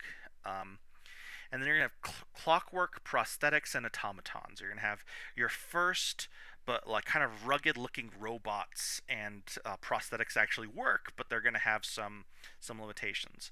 Another place to see some steampunk influences would be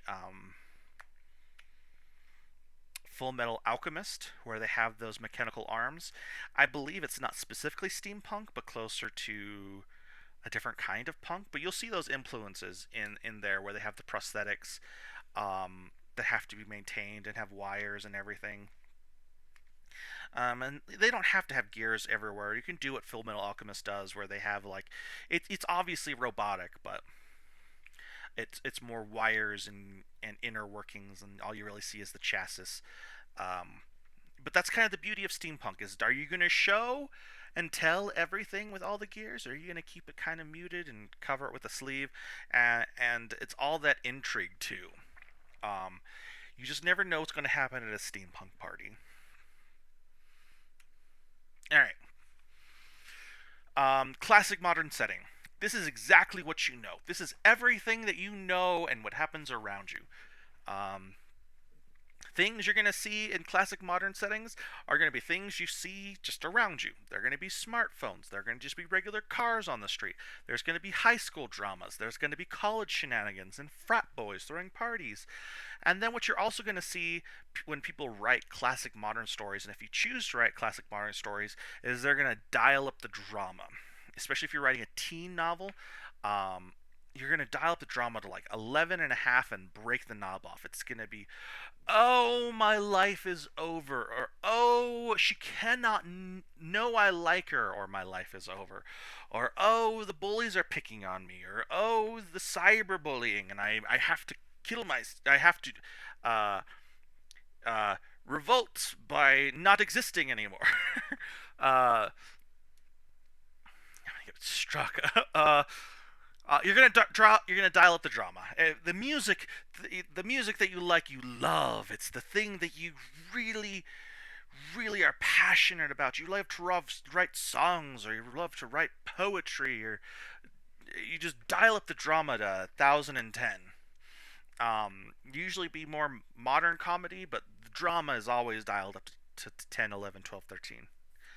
Um, but also in these classic modern settings, you will see things going on in the background. So these will be your settings for like werewolf and vampire and hunter novels, uh, where like supernatural reigns supreme, that kind of thing. Like, and I'm talking like Dean and Sam Winchester Supernatural. Like, this is where you're going to see a veil between the magic and the normal. There's going to be lots of things hiding in plain sight. Whether you explain it to your readers or not is up to you. But in this classic setting, it's all going to be here in forefront, and everything's going to be familiar except for things that are not. Um, Near future setting. So basically the only difference between a classic modern setting and something that is near future is something drastic has happened and now things are different. So it's what we know, but things are also different. Um, this is going to be your solo leveling genre as well. Gates and portals open up and everything goes to hell, and now hunters reign supreme. Or it's going to be your SAO, Sword Art Online, with VR Dive and other advanced video games going on. So now technology has taken a shift, so video games are fully compatible and everything feels like it's real, and grass, you can feel the grass and smell the breeze. Welcome back.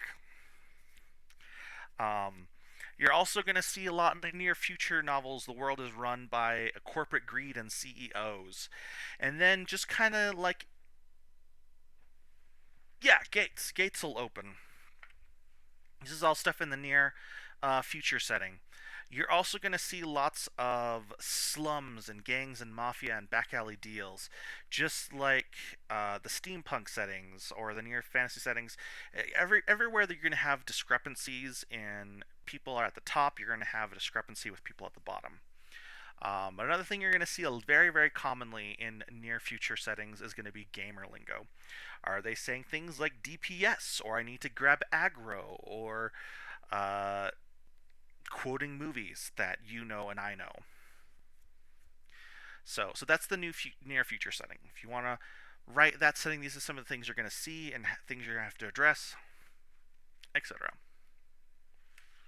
Last but not least, the distant future setting. This is stuff that I don't usually write a lot of, but there's nothing wrong with it. It's just I haven't yet. I try. I do. I sincerely try.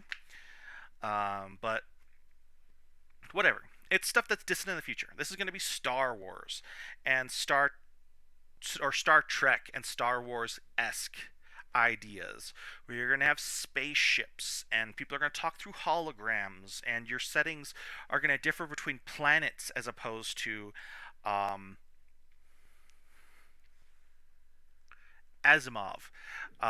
Things are going to planes and planets, and this idea of you can actually go to a mining site on a meteor belt, or what a galactic storm looks like, Blade Runner.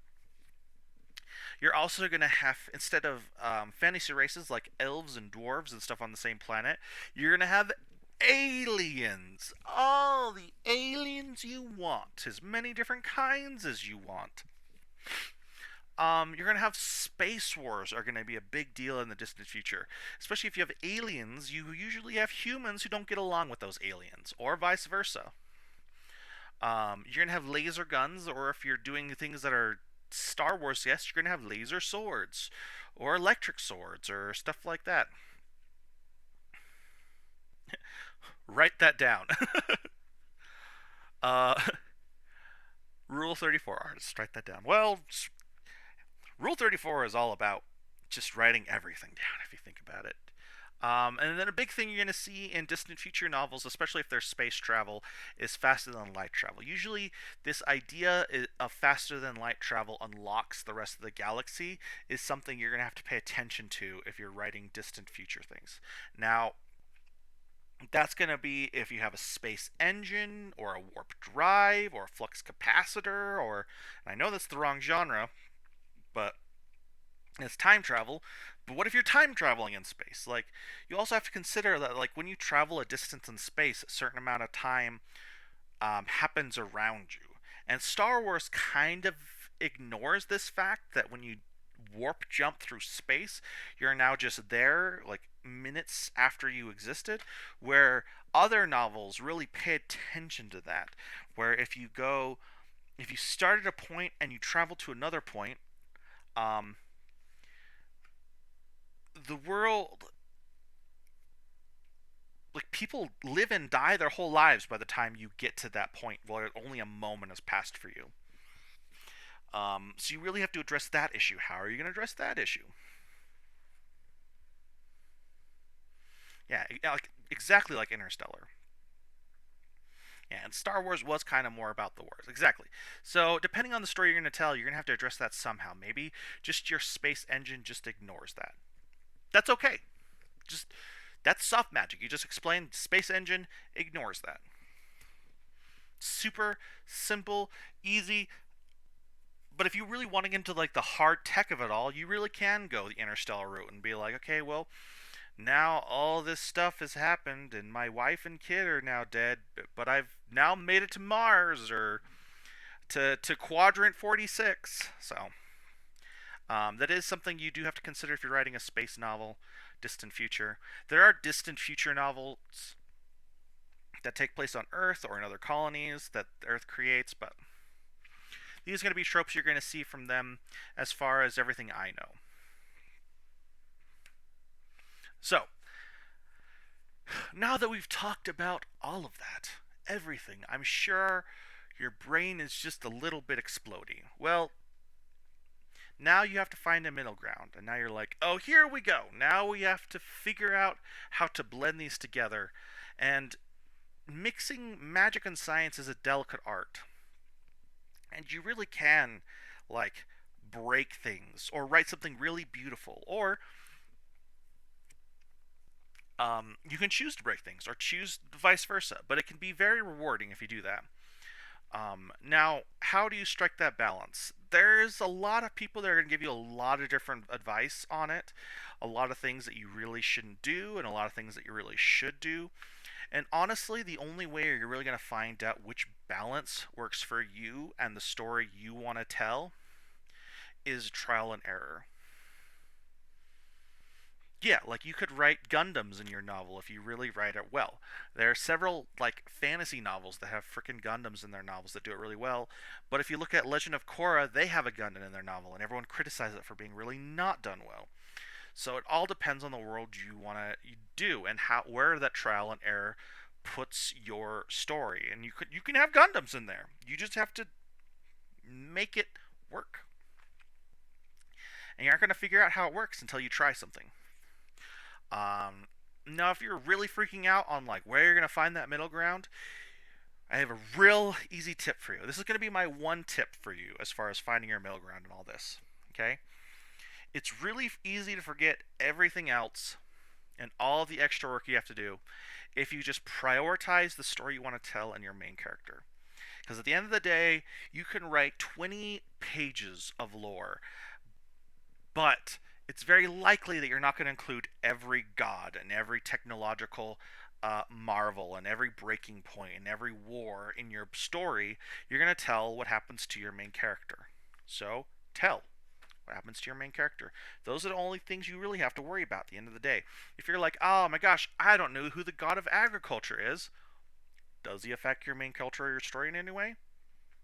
Then do you need to if not, do you really need to stress yourself out about this point? Then probably not. You could probably build, you could say like the pantheon has 13 gods and only talk about the two or three that end up interacting with your main character. Now there's some Chekhov's gun dynamic where if you say there are 13 gods here, there's some pressure to include them all in different aspects, but at the same time, like you also don't need to stress yourself out about it to the point that uh, you're not writing your story. And also, the story length often decides how much lore you need. Exactly. So, if we're talking this Tales of the Trespasser series that I want to write and live read, the book that we covered last time, the story we covered last time, is going to be 10,000 to 15,000 words, maybe just a bit more. But how much of all of Trespasser lore am I going to be able to include in that? Am I going to be able to talk about uh, Cal and Sebas and the worlds they come from and Nathaniel Wilhelm and all the other pirates and all the other crusaders and all the other passing gentlemen? I'm going to be able to include everything that happens Or should I just focus on the story I want to tell, which is just how complicated the relationships can be between these sets of characters? Like, I doubt Spy X Family needed as much lore as Pearly Empire. Bad comparison, but you get the point. Yeah, Pearly Empire, it had a lot of lore, but that was part of the fun of writing and following the story, is just the kind of figuring out the lore of the city and the lore of the world. And you can do that. You can have novels based on the lore and walking around and figuring out and discovering things. And you can have novels and stories about what you cook for dinner every night. There are literally stories about that. Um, where they don't talk about the gods, and stories where they like focus on the gods and focus on the kingdoms and kings and wars between nations. But if you really want to find your middle ground and you're really stressing about it, the whole everything going on, like zoom in, and if you're still stressing, zoom in more. Like, what directly affects your main character? What directly affects them? Like, and do you need to talk about it? Like, that's where you're gonna draw your hard and fast lines. And your gimmicks.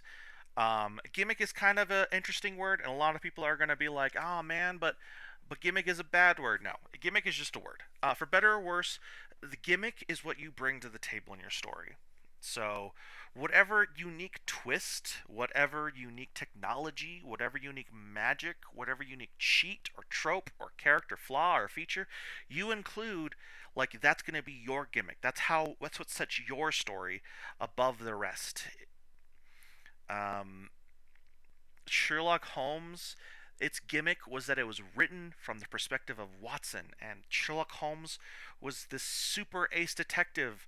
But the gimmick in Sherlock Holmes, the detective, was that he was a terrible person, drug addict that's just happened to solve mysteries and crimes and stuff.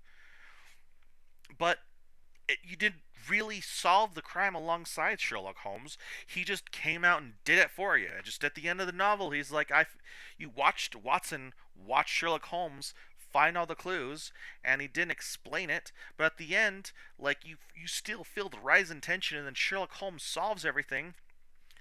But boom, that's the gimmick, and it was fun, and it worked, and it was so fun, and worked so well that when Sherlock Holmes quote unquote died, because it was like a periodical that he put out like every month or week or whatever, when he died, the entire nation rioted. Like, people picketed the author's house and things like that. Like, it was crazy, to the point where he was like, "I'm done, but I'll write one more story because people are crazy." Obviously, that's not the full story; it's just an anecdote. But he ended up writing another story where Watson solves a mystery, but then Sherlock Holmes came back and solved it all along. Spoilers, but it's like 100 years ago. Sherlock Holmes is now free domain. You can write your own Sherlock Holmes. Netflix is. Uh, uh, but also, it's your gimmick. It's specifically your gimmick, so don't hesitate to lean into it.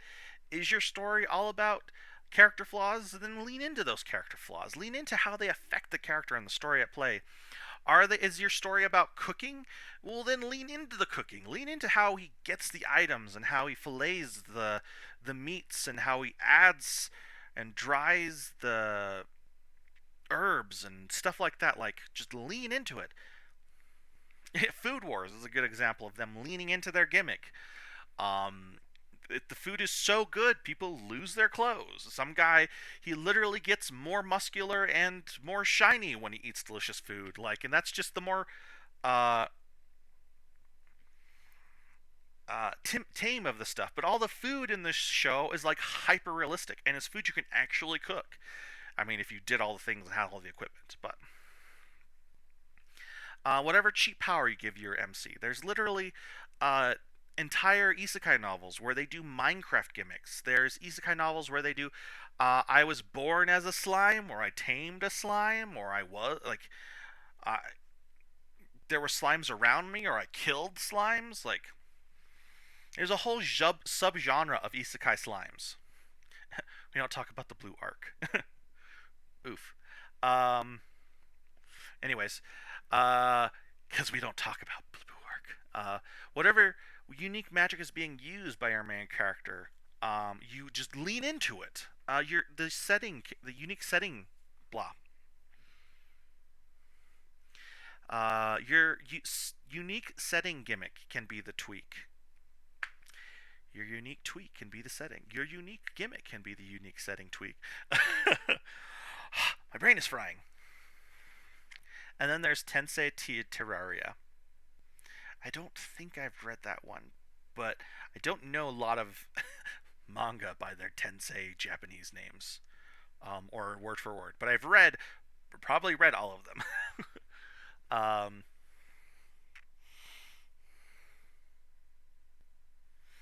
I just read one on Wattpad, says Spear. You can guess the quality. Yeah, yeah. As good and awesome as Wattpad is, and as much as it lets you do all your stuff for free and has good format and stuff, because it's so anyone can do anything on Wattpad. The quality is not exactly um, controlled. But that's both a good thing as much as it is not such a good thing. So if you want to get started writing, Wattpad is a great place to start because you can just post it and call it a day. But uh, add your gimmick, add your flair, and just lean into it. It's yours. Um, Once again, we've talked about world building, and I've hit it home, and I've said it a lot of times. But remember your priorities when you're doing all this stuff. If you're going to build a world for the sake of building a world, then just have fun with it. If you're going to tell a story based on the world you're building, then you really want to set your priorities based on that story you want to tell and the characters within that story. Um, and honestly, at the end of the day, it should be fun. So have fun with it. Make it grim, make it wacky, make it yours. It's your story. Uh, if you want to sell it, you're going to have to up the quality, and there are rules to doing that. But this is all creative writing 101. This is a starting line. So here are some quips and trips and tricks for starting. And while you're remembering your priorities, remember there's only so much room in the story. And while you're world building, remember you can pick and choose your favorite things and throw them in there anywhere you want. They don't have to always add to the story, but you can definitely add your favorite world building moments to the story if you want to. Heck knows, Pearly City and Empire, we're all about adding world building things, and that's how, part of what drove the story itself is just learning more about the world.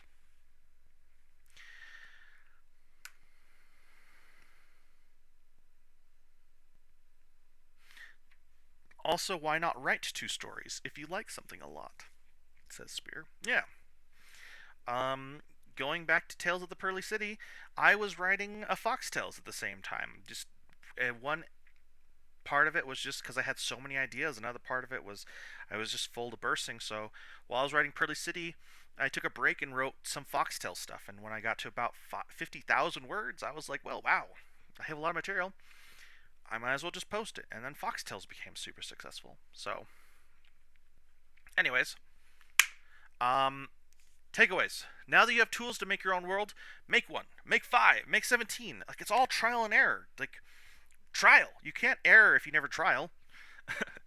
You can start anywhere, so just start. You can start. I've literally covered starting from the beginning, starting from the middle, and starting somewhere at the end. Like, you can make a world based on what you want. I have 1,000 worlds that I've built that I haven't really started a story anywhere, but I've started the worlds. There's nothing wrong with that. Like I said, you're there at the end of the day. You're gonna write a whole lot more than what makes it into the final draft, and sometimes it's whole extra books and ideas for other books that you just end up writing but never posting because it's not the first book. Um, and even though you make your priorities, it doesn't mean you have to write. Say, even though you've made your priorities, it doesn't mean you don't have to write it down. Maybe you'll write it down later. Like that's write everything down. I make a note of it all the time. Write all the notes. Write everything down. And honestly, at the end of the day, there's no wrong way to have fun. Like, writing and getting started should be fun for you. It should be fun for your readers, but mostly it should be fun for you. And there are a lot of things that people get hung up on, and you should be able to take criticism, but you should still have fun writing. And then at the end of the day, while you're writing your novel, this is come back and look at this if you have writer's block. This is a great tool for getting rid of writer's block.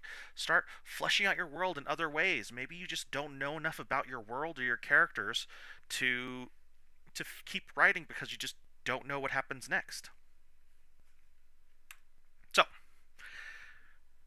since this is a class that I'm hosting, I'm going to treat it like a class. So your homework is, of course, as always, to write. And after that, write more. And after that, write even more. Write every bit of lore and detail about the world and environment. Write till your hands collapse, until your fingers are sore, until your ideas are all out of heads and your heads are all out of ideas. Till everything that you've put on the paper is there in front of you. Until you can't write no more. Because at the end of the day, like, that's what writing is a skill, and you should write until you drop. So, that was our 2-hour class on world building. Dieterbug 886 I got a lot of good ideas. Thanks. Yeah, and thank you. Thank you for joining the stream. Thank you for following. Spear of Heaven. And then all of a sudden we realize the original idea is so much worse than you've written. Hello, I'm not alone. Yeah.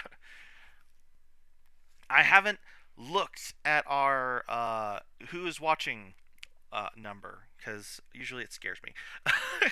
I don't want to be intimidated by reading to an empty room, so I just assume there's at least 5 lurkers somewhere coming in and going out.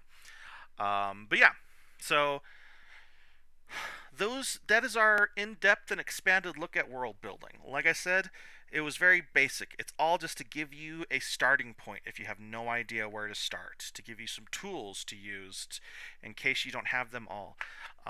Because at the end of the day, as you write and as you write more and as you write down all the ideas, you'll start to discover what works and what doesn't, and you'll have more ideas based on what you do wrong and how you fix it.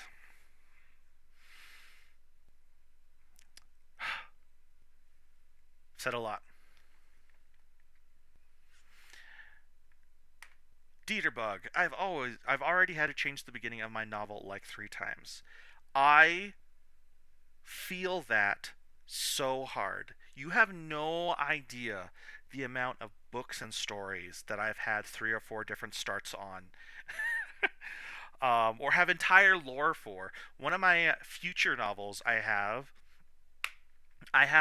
lore for thousands of years and have never been able to start it anywhere. Every author ever. Yeah, and but the thing is like, it's okay to change the beginning. Like, the beginning you shouldn't get hung up on too much. The beginning is for the sake of beginning. In the very little sense, you should write a beginning for the sake of just starting to write. And then you should write more, and then by the time you're so far in that you're a better writer, you should look at your beginning and then write it so that it's up to quality of your now skill. Because from the moment you start to the moment you end, there is a drastic increase of your, or maybe not drastic, but there is an increase to your skill level. And by the time you're at the end of it, you're not at the same skill level as you were at the beginning of it. So don't get hung up on the beginning being perfect, because you're just going to get better the more you write. When you should really be concerned about the beginning being perfect is when you're trying to send it off to an editor and you have to get the editing done. Or when you're trying to send it off to a publisher and you're getting the publishing done. But at the end of the day, you should write to have fun. Not everything needs to be about making money. You can make money off of writing, but it doesn't need to be about it. But we are at the end of our stream. Right there. Big the end. Thanks for the advice. You're welcome. Yeah, no, it's okay. You're good. You can do it. 100% I believe in you. That's not even hyperbole. or any other words. That's honest truth. I believe in you. I do all this because I believe in you guys. I think you can do it. And lots of other sappy words. But I will open the floor to questions. Does anyone have any last minute questions about world building or anything we talked about or even things we haven't talked about?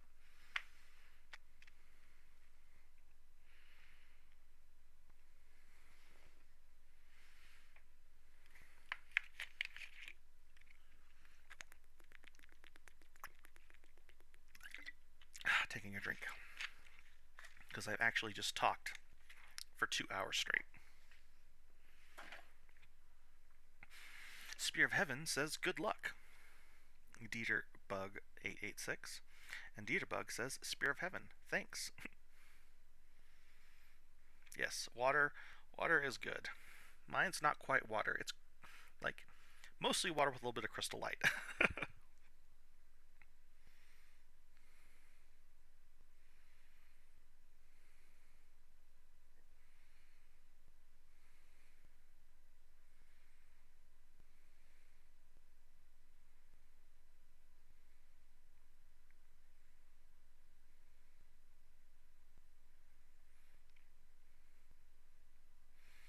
Alright, Dieter says, how should I write the relation between a god and their mortal friend? That is a very, very good question. And it all depends on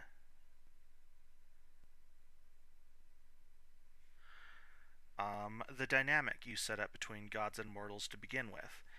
Um, do the gods all fundamentally see the humans as lesser? Do they see them as things to be pitied, as people to be helped, as children to be blessed? And that social pressure is really going to affect how that god affects their mortal friend, and vice versa. How do the mortals perceive the gods? Is this their first interaction with them? Are there long-standing religions in the world? Like, how do the religions feel about this god? Do they see them as super awesome or super dark?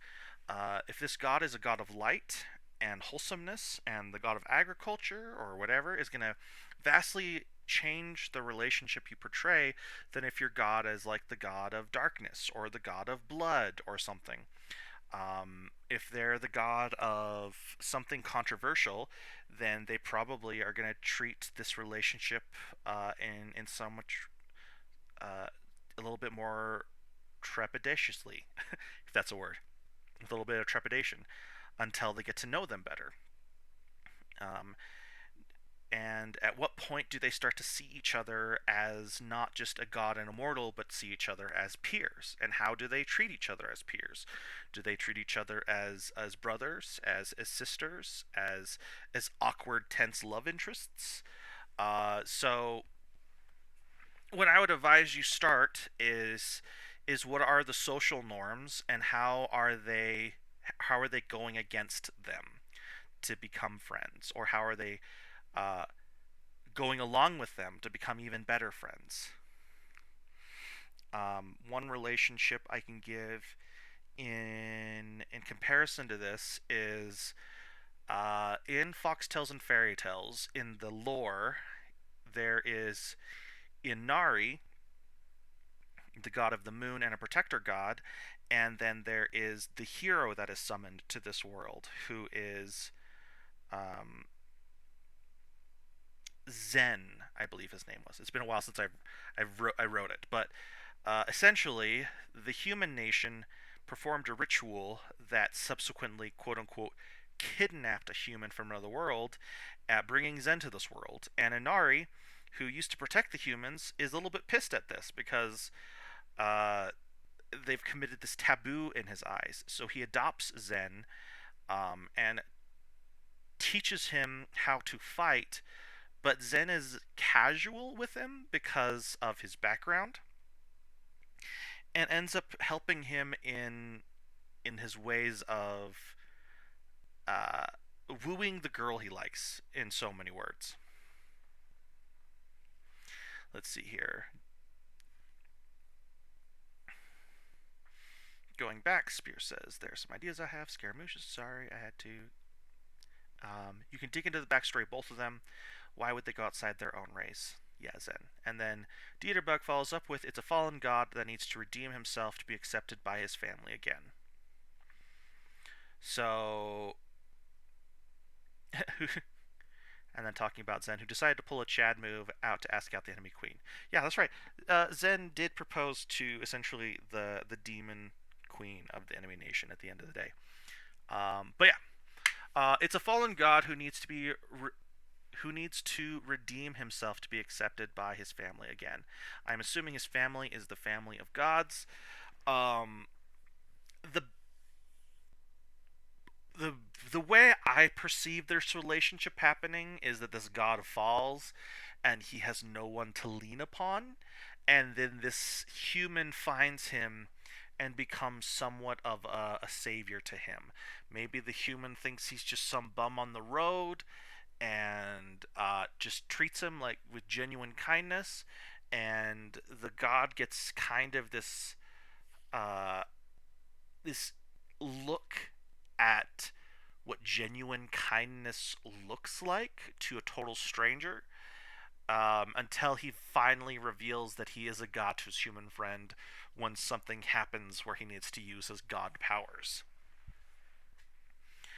Um, it sounds like if the god is fallen, the human would be the existence that pulls him up from that fall, that shows him what it likes to be a human in all the best ways, and maybe some of the worst ways. Maybe shows him the dark side of being a human from a first-hand view.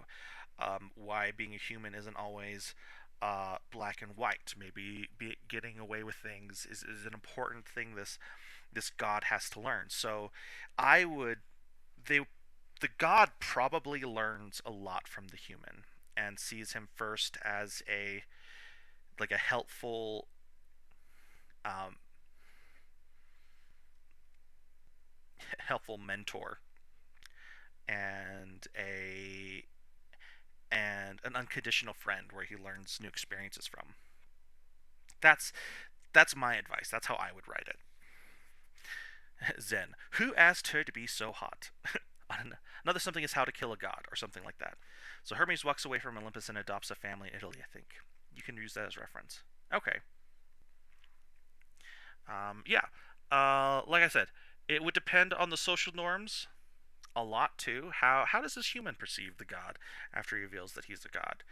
Does he treat him as a human with genuine kindness, or do they fall into prison together and get into fights and um, do they have some like truly human moments where they overcome adversity together? That's what I would portray. Really helpful advice. Thanks. Yeah, and then why was the god banished in the first place? Really depends on and what happens, and then maybe some of the development is that while he learns from the human, maybe he learns that he doesn't need to be accepted by the gods to be a god, or he doesn't have to accept his family the way they are, and finds a new family, or goes back up to heaven with vengeance in his heart, as opposed to being someone who is trying to crawl back to mommy and daddy. He's someone who wants to right the wrongs of heaven. So definitely, what does heaven look like? How do they treat each other? And then even more so, how do they treat him after he's banished? And then, how would he treat the humans based on those social norms? Does he perceive the human as lesser than him, or does he try to go back on his family teachings, realizing that they're wrong? Yeah. So what Spear said. Also, why was the god banished? Digging into that. Another relationship, one that I don't like. One is the Kira in Death Note. Yeah. Another aspect would be how do they use each other? Maybe they go from enemies or passive partners in a deal, who are trying to use the other to get what they want, and then become friends through their trials. So those those I think would be my starting points to dig into. Those are how I would write that, depending on the setting and the story you want to tell. Any other follow-up questions?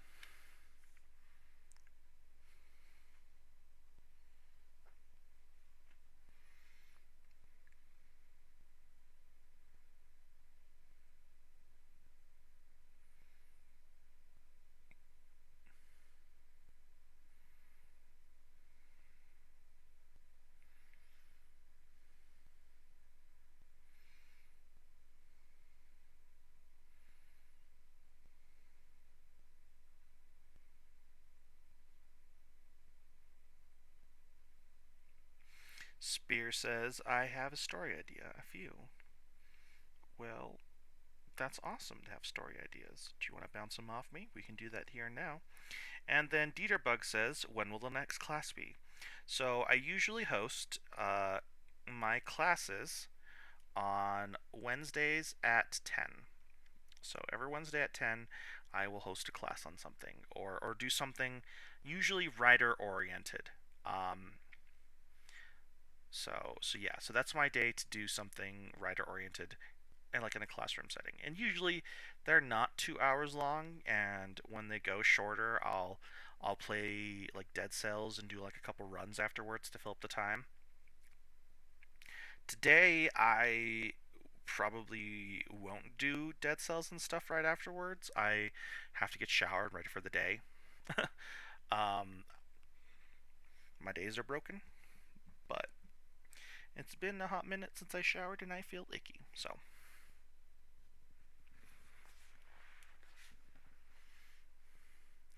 Spear says, the first is this demon god summoning a ton of authors, poets, painters, chefs, etc., whatever, to create the greatest masterpiece for him. The prize is everything they ever wished for, and the cost is their soul.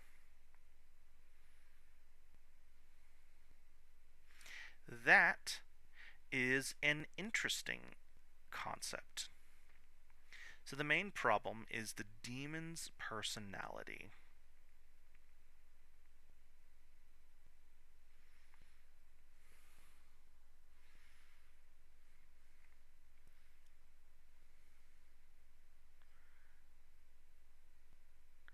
Is it that you don't have a personality for the demon?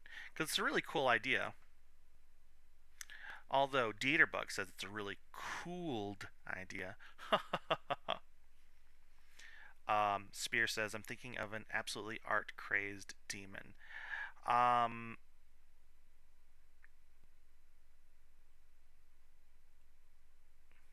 yeah, I hear this and I think that he is really manic. He's art crazed, but he's also really manic. And I would look into mental illnesses and look up mania actually, and some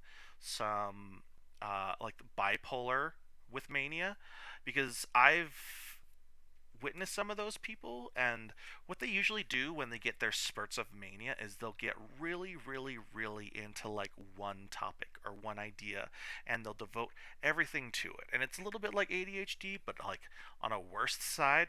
And then I would dial up the eccentricities up to 11, like how he's spinning or how he gets some kind of uh, almost pleasure out of these avant-garde things happening, out of the beauty of the art around him.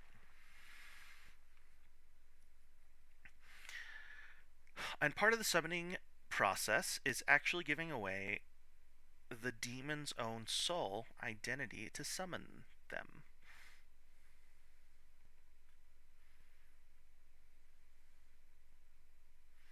Yes, yes, that also.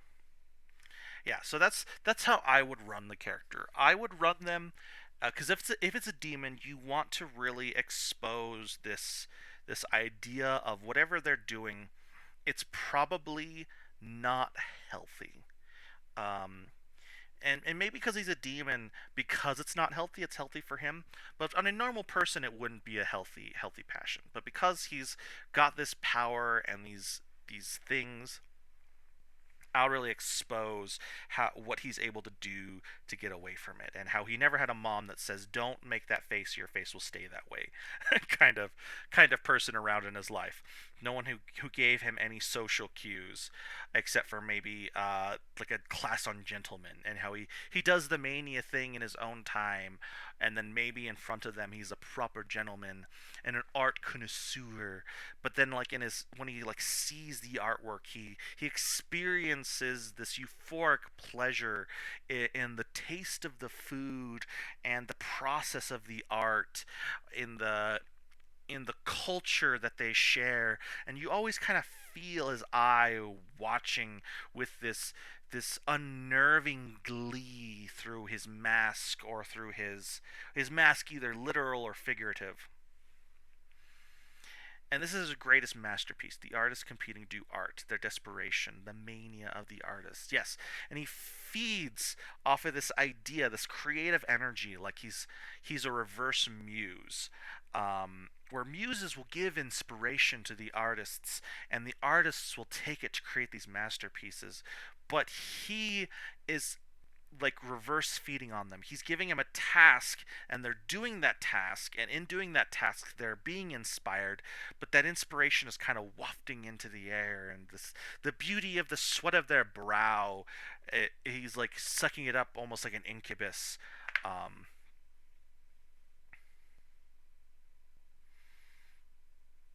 and then if he's giving them a part of his soul, then they probably are filled with like a bit of that mania while they're doing their art, and where they go like the extra mile, where some artists would like normally paint until they're tired or hungry. They get just this little bit more OCD, where they paint and they carve and they cook until they're starving and collapse. And he just kind of sees that because he fed it into them. Does something happen to the artists that fail? Yeah, and I would include like that they like a scene where they're making the deal as well. Like, how does he approach these artists? Something like, was it not Hunger Games? Um,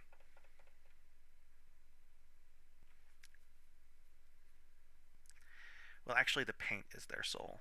Yeah, but well, they're painters, but you also said chefs and things, so the food is their souls. I don't know. However you want to do it. If you want to do the paint as their soul, it would be I would only do painters. Or if you're gonna do all manner of the spectrum, I would get a little bit more broad with that. Yeah, he speaks to their inner ego. Well, it's like they're infusing their own soul into their art. Okay, so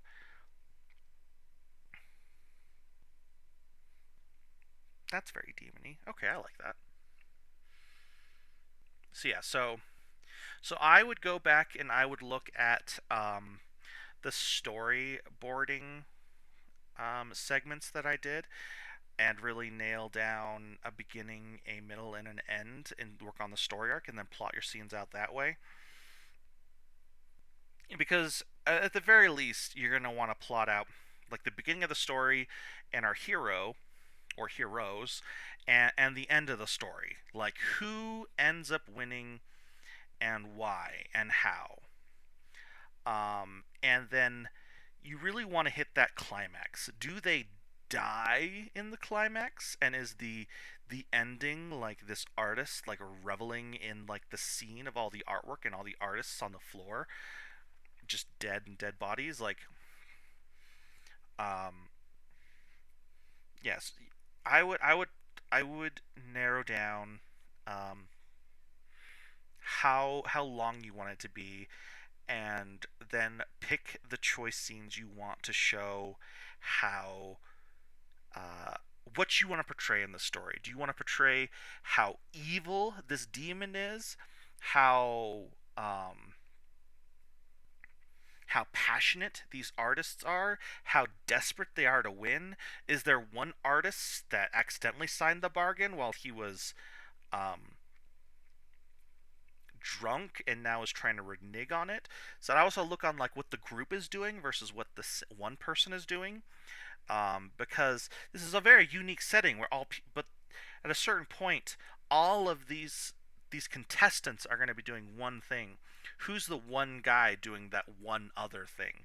Who is the guy who's drinking beer and watching TV? Why is he doing that instead of working on this art? Like, who is really trying to get what they want? Who is trying to survive? So, if you have any more specific questions, I can answer them. But yeah, I would really look at the storyboarding segment of my last stream and maybe the stream before that, and really narrow down your beginning, your end, and then the scenes that you want most, and then add scenes, like add like the 5 scenes that you want the most, prioritize those, and then add the rest to add depth to the story.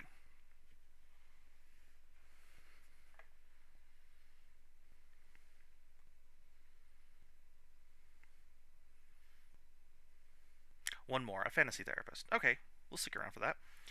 Dieterbug says, "Does the demon feed on their soul by admiring their art, or does he not find art without their, or does he not find art without their soul not good enough?" I think it's probably that their artwork with their soul in it, just by being around it, is euphoric for him. Yeah. All right. Exactly. The latter. So the fantasy therapist. Is this like, what's the setting of the fantasy therapist? Is this a therapist in another world? Is this a modern setting with some fantasy happenings in the background and the therapist who's trying to get them back to normal?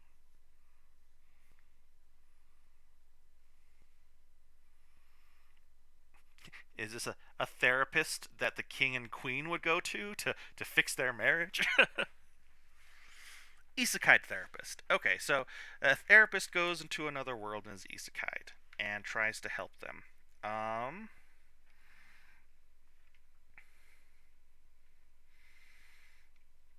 Definitely, like all isekai protagonists, the probably the most standard way or setting to go about would be to start with the Adventurers Guild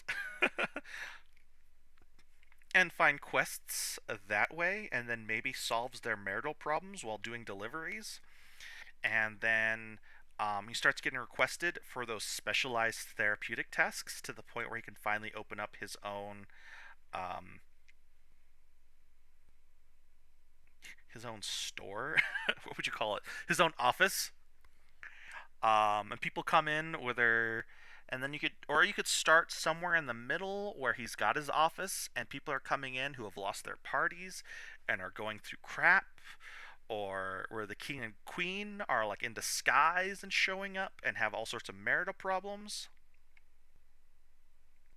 I was thinking more, like the I retire to the countryside. So is he a therapist that owns his own clinic and is just in the countryside, or is he trying to open a therapy clinic in the countryside?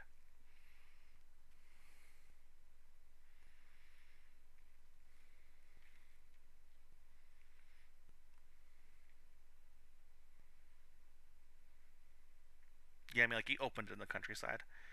Yeah, then if that's the case, I would pick, and then he started to treat the villagers. I would pick um, 3. I would start with 3 villagers that have like serious problems. And if you're into therapy and know that, you probably know a little bit better than I do. But like to build the story arcs around. So you would have 3 like returning clients. And then every time they come back and he helps them through stuff, things get better. And then between that, to kind of give a lull in the story, you just have his daily life and then the odd consultation he gives to people who drop by, adventurers who stop in, to people who just who've just had a fight just one time, and then um, like 3 severe cases where he has to have do like comeback therapy like use our therapy session for this time, and they tell their stories, and and maybe they intertwine, but at some point you show them all coming back to this village, um, and then that would be, I would tell their stories through the therapist's eyes.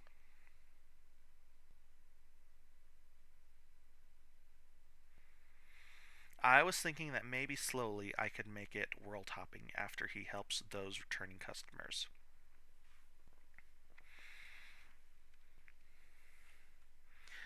Um, that could be interesting. Yeah. Once he's done, he goes to the next village, or quote unquote next world.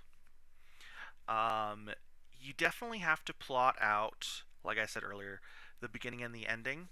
How much of the story is going to take place in this village versus how much is going to take place between worlds? Are you going to end the story with him going to the next world, or just start the next arc with him going to the next world? And how often does he come back? Is this going to be a restaurant in another world situation where just the doors open up on Saturday and clients just show up? um, but definitely focus on the story you want to tell and the main characters in the story you want to tell it about. Honestly, I think it would be the easiest thing you could do in a story like this, or you have a therapist and people are telling him his story, would be to focus on um, 1 to 3 really important stories that you see through the therapist's eyes. And each time they come back, you get a little bit more of the story. Or, like in the first couple times they tell the story, there's obviously a piece missing, and then they come back and tell them, and it's like now they reveal this key missing piece. What I'm actually working on right now is a Lord of the Mysteries and Bloodborne crossover into a gate and dungeon infested modern world. I see. Yeah, I see what you mean. Yeah. So whatever story you want to tell, I would definitely tell. I would focus on telling the patient stories through the therapist's eyes. If this therapist is in another world, he's probably living more of a slice of life story where not many ups and downs are happening. But these patients are probably have wild stories to tell. So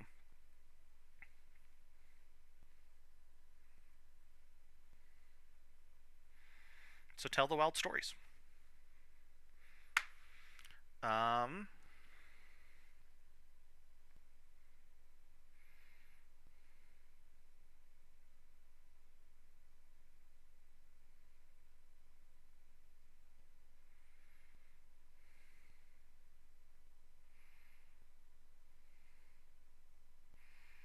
So I'll probably conduct the majority of the story of the novel from the therapist's POV, with small breaks to show the effects. Yeah, that definitely works. You definitely, if you're going to tell a story about a therapist and their patients, you really want to show these patients being positively affected, or in if depending on the situation, negatively affected by the therapy. Because therapy doesn't always work. Sometimes maybe he loses a patient, or maybe they're just about to get their life together, and they meet a sudden drastic end, or maybe the what's it called the object of their trauma is somehow reproduced and they have a relapse, or maybe it's just a happy little story where everyone gets happy in the end and we all live happily ever after. I mean, they all work. Once again, it's all back to the story you want to tell. What's the story you want to show? What's important for you to tell? So with the Gate novel, though, I have a reason why it happened. So the Gate novel is another story.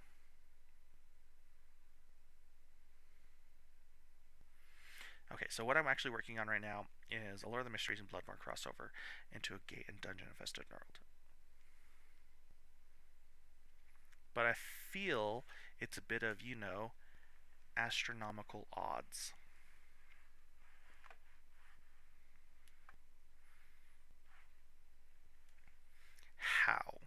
astronomical odds. How?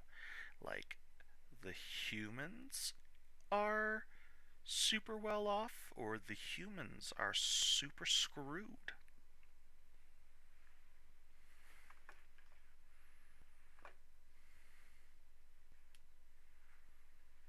Because there's the anime The Gate, where the humans are super well off with their super modern weapons just punching through those shields.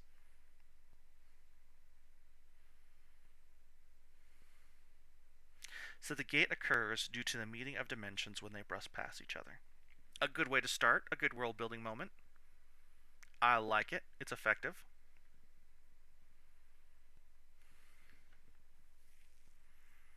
And they're permanent. So these two worlds permanently intersect, and the gates are the point, I'm assuming, where uh, the the veil between the worlds is the thinnest, to the point where it creates a hole.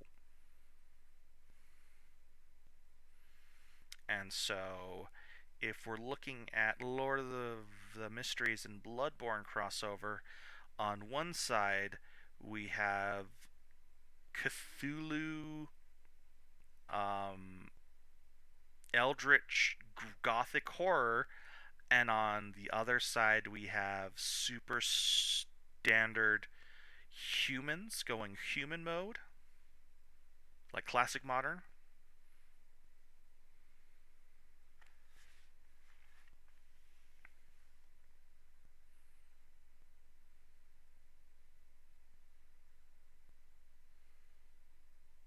Okay, no, I'm just assuming things.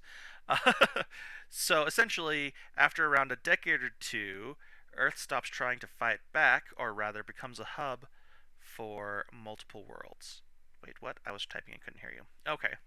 I was just ranting. Basically, all I said was I was trying to put together the pieces of what I had, which was wildly wrong.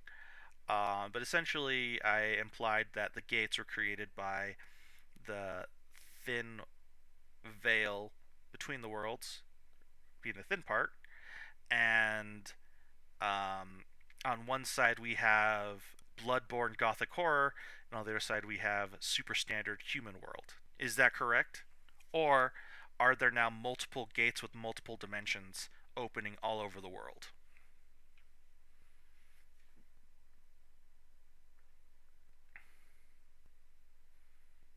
Okay, so multiple gates in multiple places all over the world, and now I'm assuming our classic modern world or near future world, I guess would be now because of the gates, um, would be they're now the hub for interplanar visitors, travel, and I'm assuming some scandalous secret wars.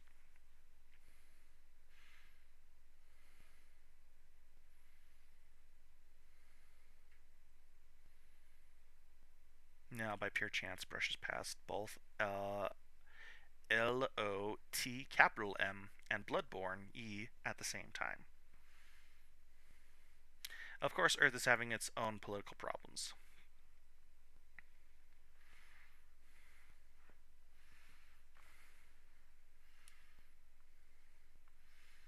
Well, it definitely sounds interesting.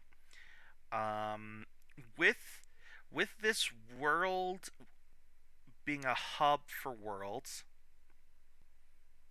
but this really starts screwing stuff up. Yeah, with this world between worlds, I would really zoom in, and like I mean like really zoom in, if all this crazy wacko stuff is happening, and you know all this crazy wacko stuff is happening. Um, I would super zoom into the main character. Who's the main character, and how the frick are they living in this world? Are they doing their best to live like a normal life? Um, do they have a are they living a standard job? Are they a hunter or a receptionist, or do they have some kind of slum job where they're now cleaning up after some of the interplanar stuff going on in the background? Are they at the forefront of diplomacy and maintaining law and order? Um, I would if all this crazy stuff is happening, I think it's all the more important to zoom in to the main character. What's their role? What's their wants? How are they living? How are they getting by? What's their motivation? There are probably two, one from Earth and one from LOTM. So yeah, so that's where I would start. And if there are specifically two, then I would start off the novel by showing what is normal, um, or somewhere in there, put in what is normal, a normal day for each of these two, and then what is and why that contrasts with each other, and then their stories as that progresses and as things become not their own normal.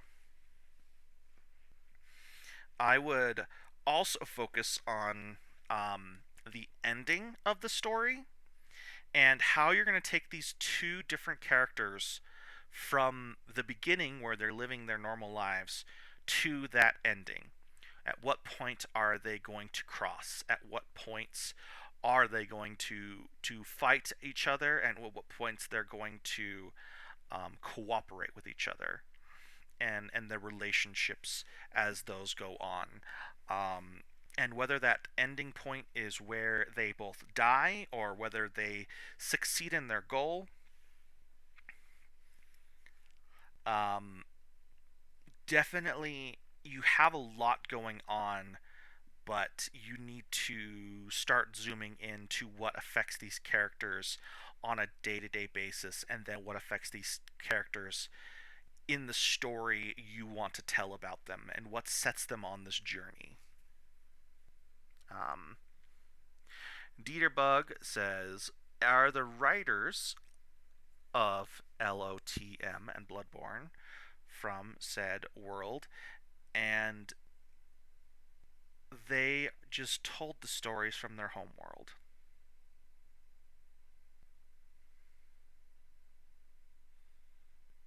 I'll probably not have that, but that's a cool idea.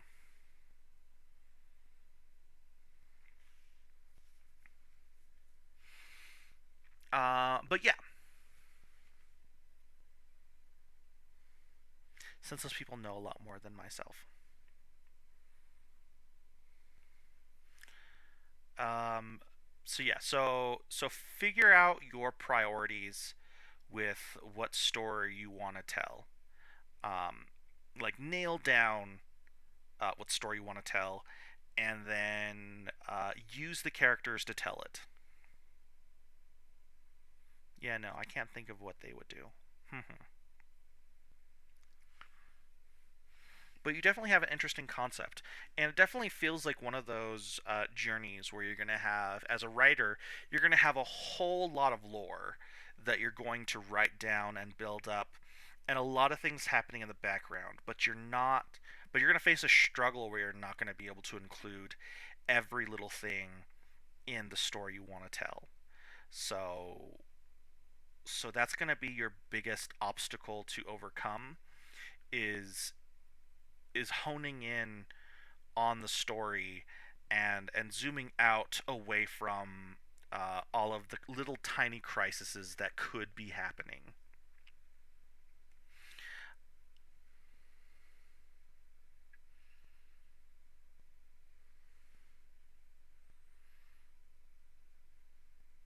That's actually something I use in one of my stories, says Dieter. Spear says, "Oh, absolutely. I also need to know exactly what point in time the gates open in Yharnam and LOTM." Yeah. My advice with that would be to flip a coin, roll a dice, and then pick that point. Like set up the points and roll the dice. And if the number lands on a point that you hate and want to roll again, then obviously you don't do that point. And you roll until you get to the point you want to do. Because at one point, when you finally like, okay, I'm going to do it this way, and then you're like, ugh, I don't want to do it that way. You've now discovered that you don't want to do it that way. And whether I want to expand Yharnam's world, maybe take some fan ideas. Um, I would let Yharnam's world expand as much as you want. but once again, only include of those expansions what affects the character specifically. Because you can say, "Oh yes, yes, all those things are true in my book," um, especially if you don't write them. Especially if they're true but don't affect the main character in any shape or form. They could be as true as you want them to be. Anything can be as true as you want them to be, as if they don't affect the main character or are told in the story. If they're true in your head canon about the story and the way you build them, you can say it's true.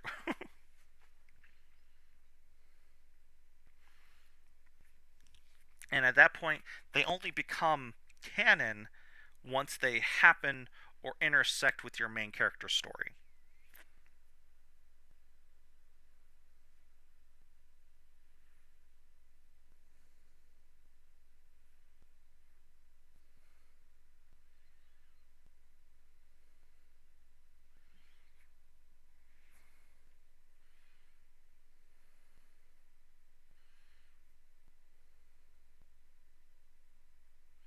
May not be so much of a story question, but how do I come up with names for characters? I have three answers for this, and I'll probably add this to when I go over characters in an expanded story critical or creative writing class. But I have three easy answers. The first one, just look up baby names. And if you want a specific name that starts with a specific letter, look it up. Baby name or names that start with the letter T or the whatever letter you choose. And then just go through the Google links until you find names, a list of names, and go through those lists until you find a name you like. The second builds off of that is when you find a name that you kind of like, start if you want like specifically fantasy or out there um, names. Start throwing X's, Y's, and Z's and apostrophes. Just go wild. Um, Caden, Kaden, can become Caden if you just do Kay apostrophe Don, and you're like, oh my gosh, that's now a fantasy name. Um, last one. If you want to come up with really wild out the box names, you can just.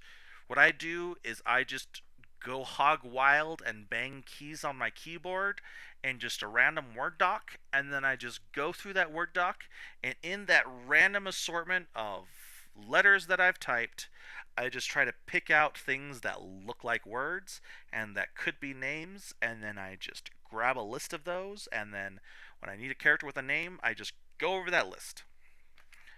In the past, what I've done is I've kept a notebook, and I've gone through baby name websites and just picked out all the names that I liked that I could use for future characters. And then anytime I needed a name for a character, I would just open up specifically to that page and pick a name from that list of character names that I liked. So, so those are my tips. So for LOTM, I'll probably put it between the completed first book and the second book that's coming out. Awesome. As I said before, I haven't read it, but if you know what you're talking about, then awesome. um, Spear says, also, Dieter, are you on the Discord server? Cap's really active on there. Yeah.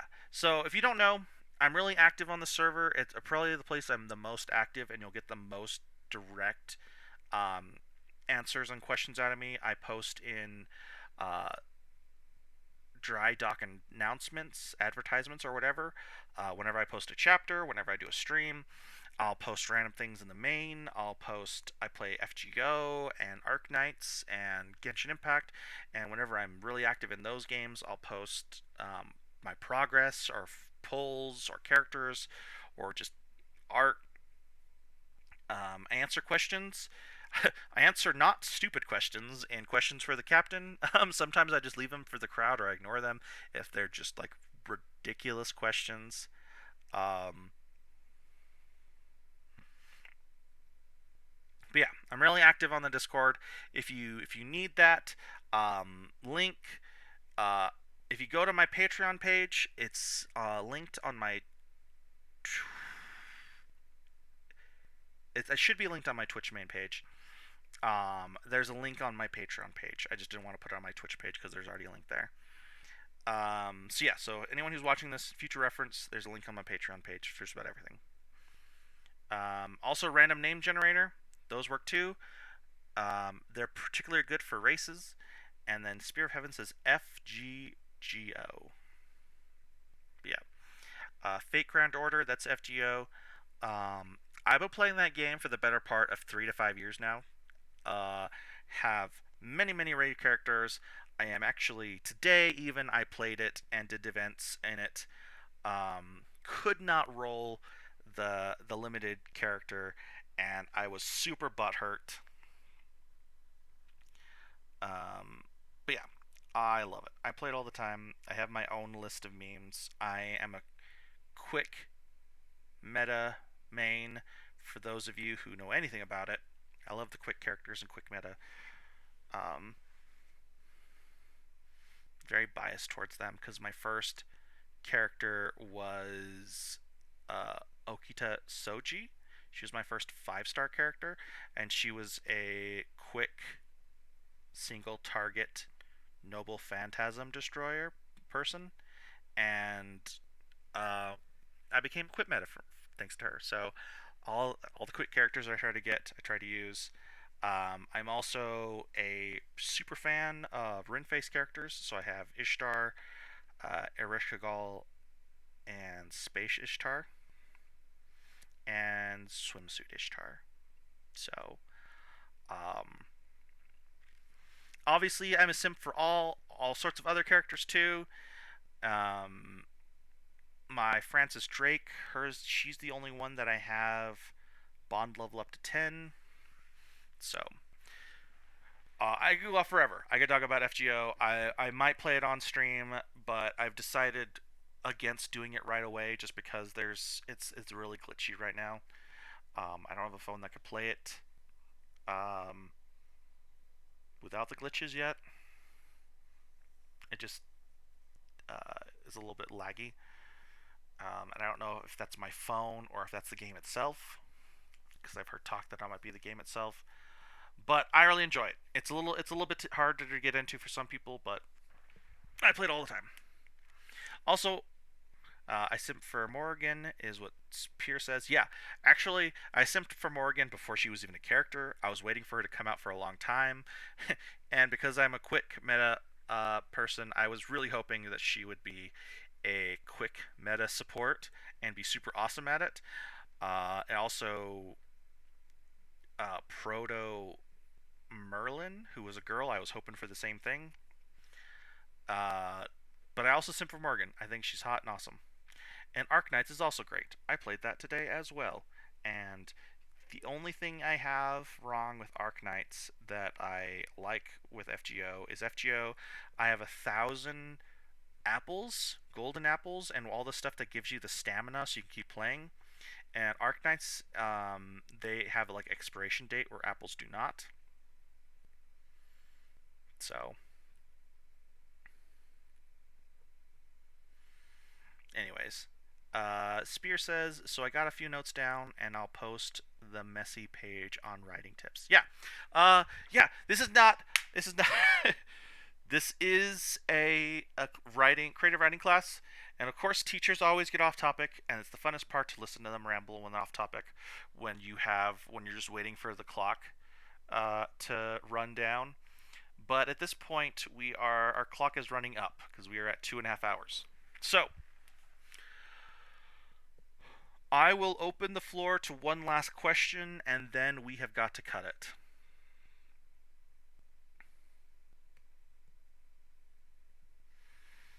And it could be anything. It could be about the class.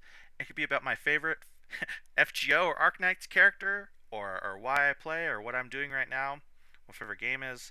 It could be about anything. But we gotta do one last question, and then I gotta go. Now, if no one's gonna post a question, then we're just gonna go.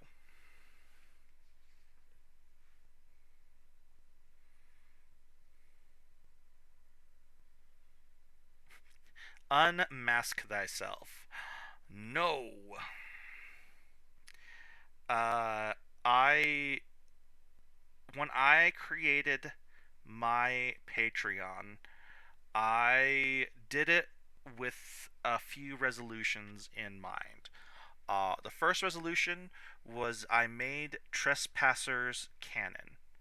Um, I had a lot of ideas about Trespassers, but at that moment, I made the identity of Nathaniel Wilhelm and Trespassers canon.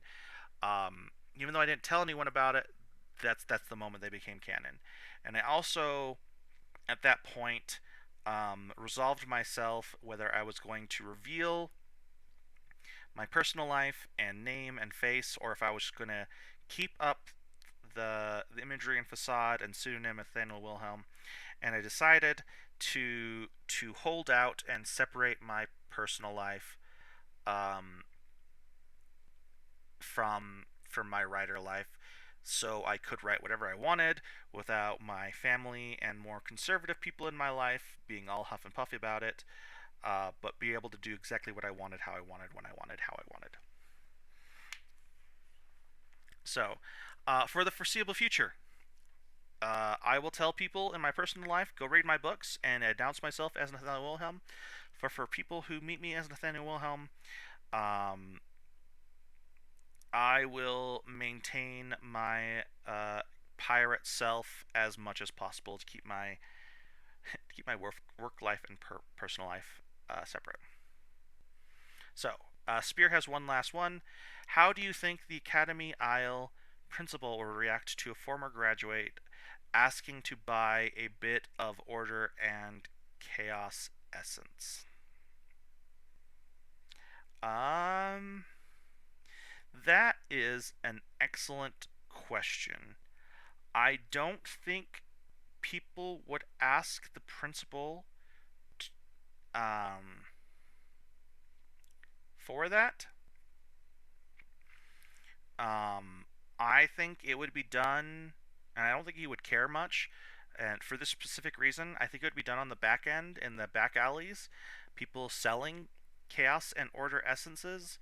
But the problem is that there'd be a lot of shenaniganery about which order and which chaos and where they came from and how they are they from commie order, and then which chaos essence is it from? Is it from a place chaos that exists in the multiverse, or is it from one of the specific chaos reincarnations, and in fact which one? um, so I think that anyone selling a bit of order and chaos essence would be sooner seen as a charlatan or as unreliable.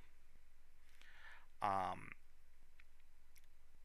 and anyone asking to buy a bit of order and chaos essence would probably be seen as having a screw loose, or need something for something specific, and like it probably just has a screw loose.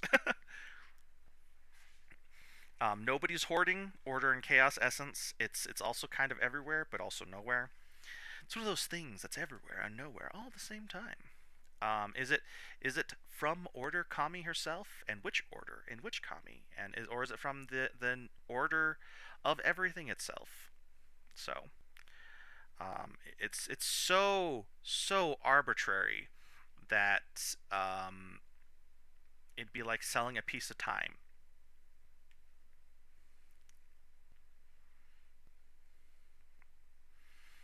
It was for a sort of fanfic. Yeah, so the principal, I don't think would react. I don't think he cares. Uh, the principal of Academy Isle has a list of things to do and a list of people to do them for him.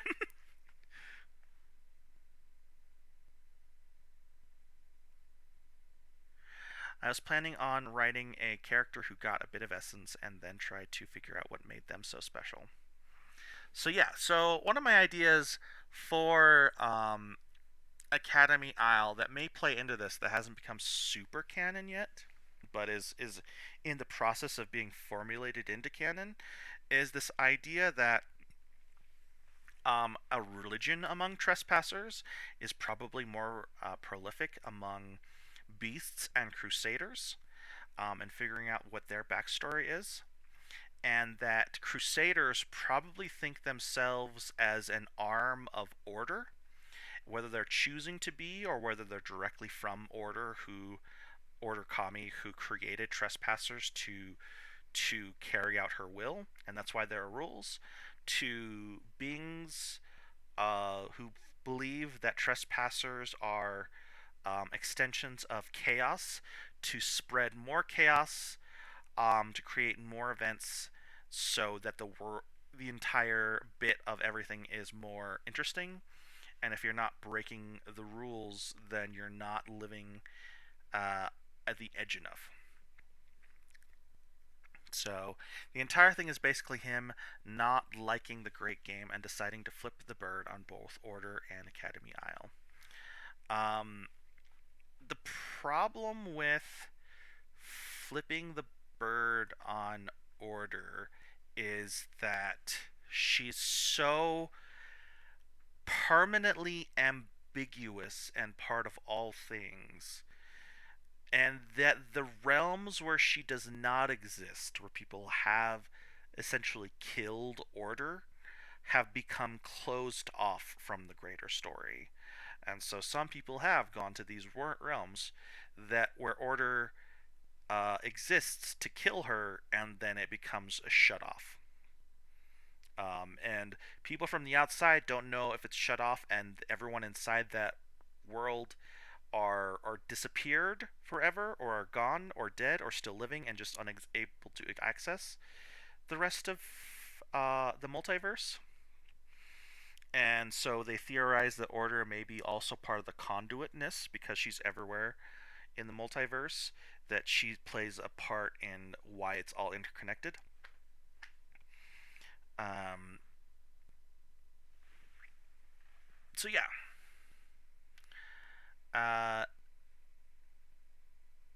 and basically him not liking the great game and deciding to flip the bird to both Order and Academy Isle. And he can do that. There are lots of people that don't like Academy Isle.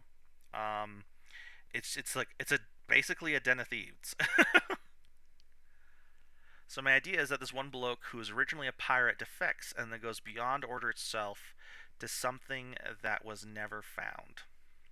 And that's definitely a story you can tell. That's definitely a place, and finds something and goes mad. And that's definitely a very likely scenario in a world where you set up in a multiverse where everything can be and everything also can't be. You can really have uh, you can follow any storyline you want, and there's a reason Order exists. And there is a reason Order exists. Order exists to um, bring order, not only through her existence but through her activities. Um, I don't have a specific Nexus event for Order, because Order is more on the omniscient, omnipresent, omnipotent side of being God.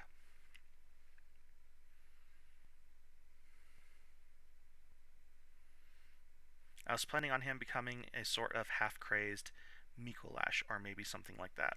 And yeah, it's probably that the stuff about Order that she knows about the worlds is probably she's able to maintain her sanity because it's spread out through so many of herselves. um, so what is Academy Isle? That is a great question. Um,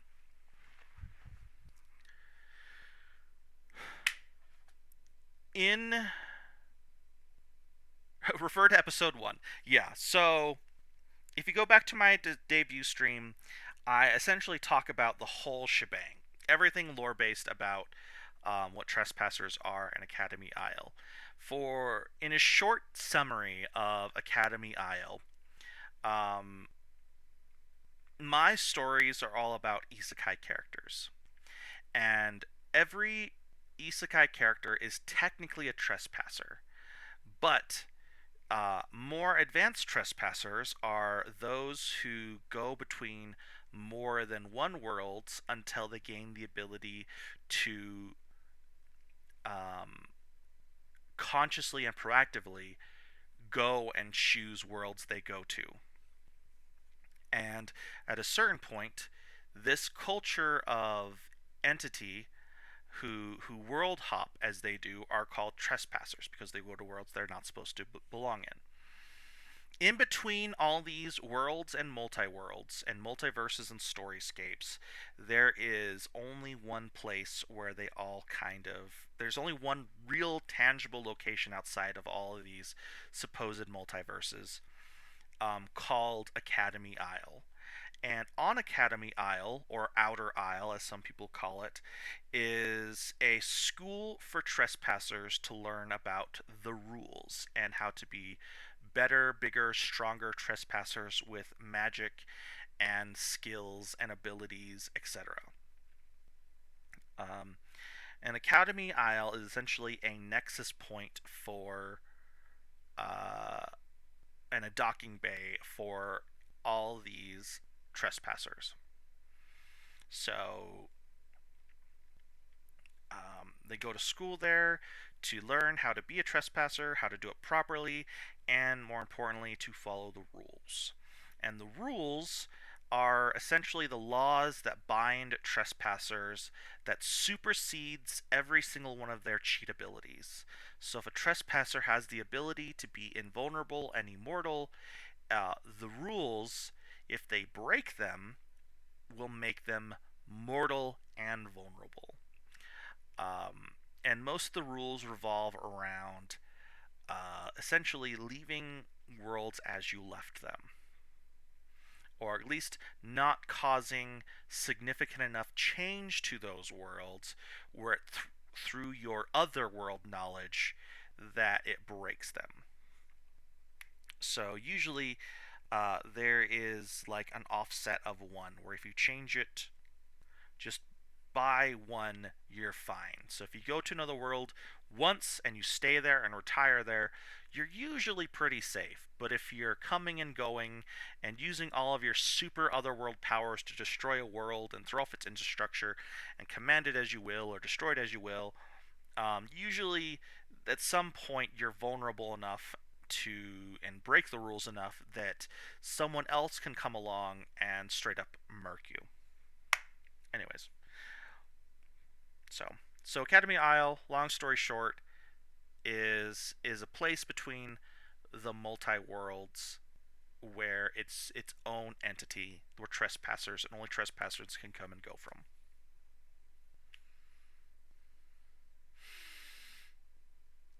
Um, I think at one point I do want to do a practical application, world building, uh, creative writing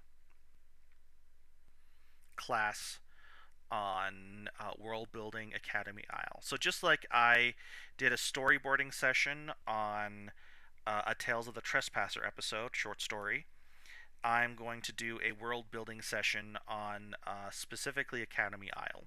So stay tuned for that. I don't know if it'll be next week or in a couple weeks, but eventually I will hopefully do it. It's on my docket. But that is our last question. We are now at 3 hours. We've done a 3-hour stream for our class, so I don't think I'll be following up with any gameplay. I have other things to do today, so first thing I'm going to do is shower. Spear of Heaven. Wait, Demon King and Hero group therapy. That would be hilarious. Great idea. I don't know what input you want from me on that. I think you have a lot to go on. I do want to do some resource streams where I talk about dungeons and what makes them special, the hero story, Demon King, and what are the common tropes in a Demon King, and what are the common tropes in an Isekai hero. Those will be ideas for future streams. So, so as far as creative writing goes, they may turn from creative writing classes into resource classes, where I just kind of talk about what I know and what I've discovered, just kind of put it out in the world. It's kind of a book report almost. But no, I just thought about it. But yeah, the Demon King and the hero going to group therapy would be the most hilarious of things, especially like where they get there and how they intersect. So how why they decide to go to group therapy together. Yeah. So our 3 hours are up. Once again, thank you all for coming. Thank you all for being here. I love you. I think you can do it. If you need any positive encouragement, just come back to my streams, and I will always tell you can do it. You're awesome. It's possible. Um, yeah, sometimes I'm more tired than others, but usually I have some good things to say. If you have questions and want to bring them to the table, definitely I have my creative writing and author streams every Wednesday at 10, and I've been doing really good at sticking to them. So, as always, may the winds of fortune ever fill your sails. Bye bye.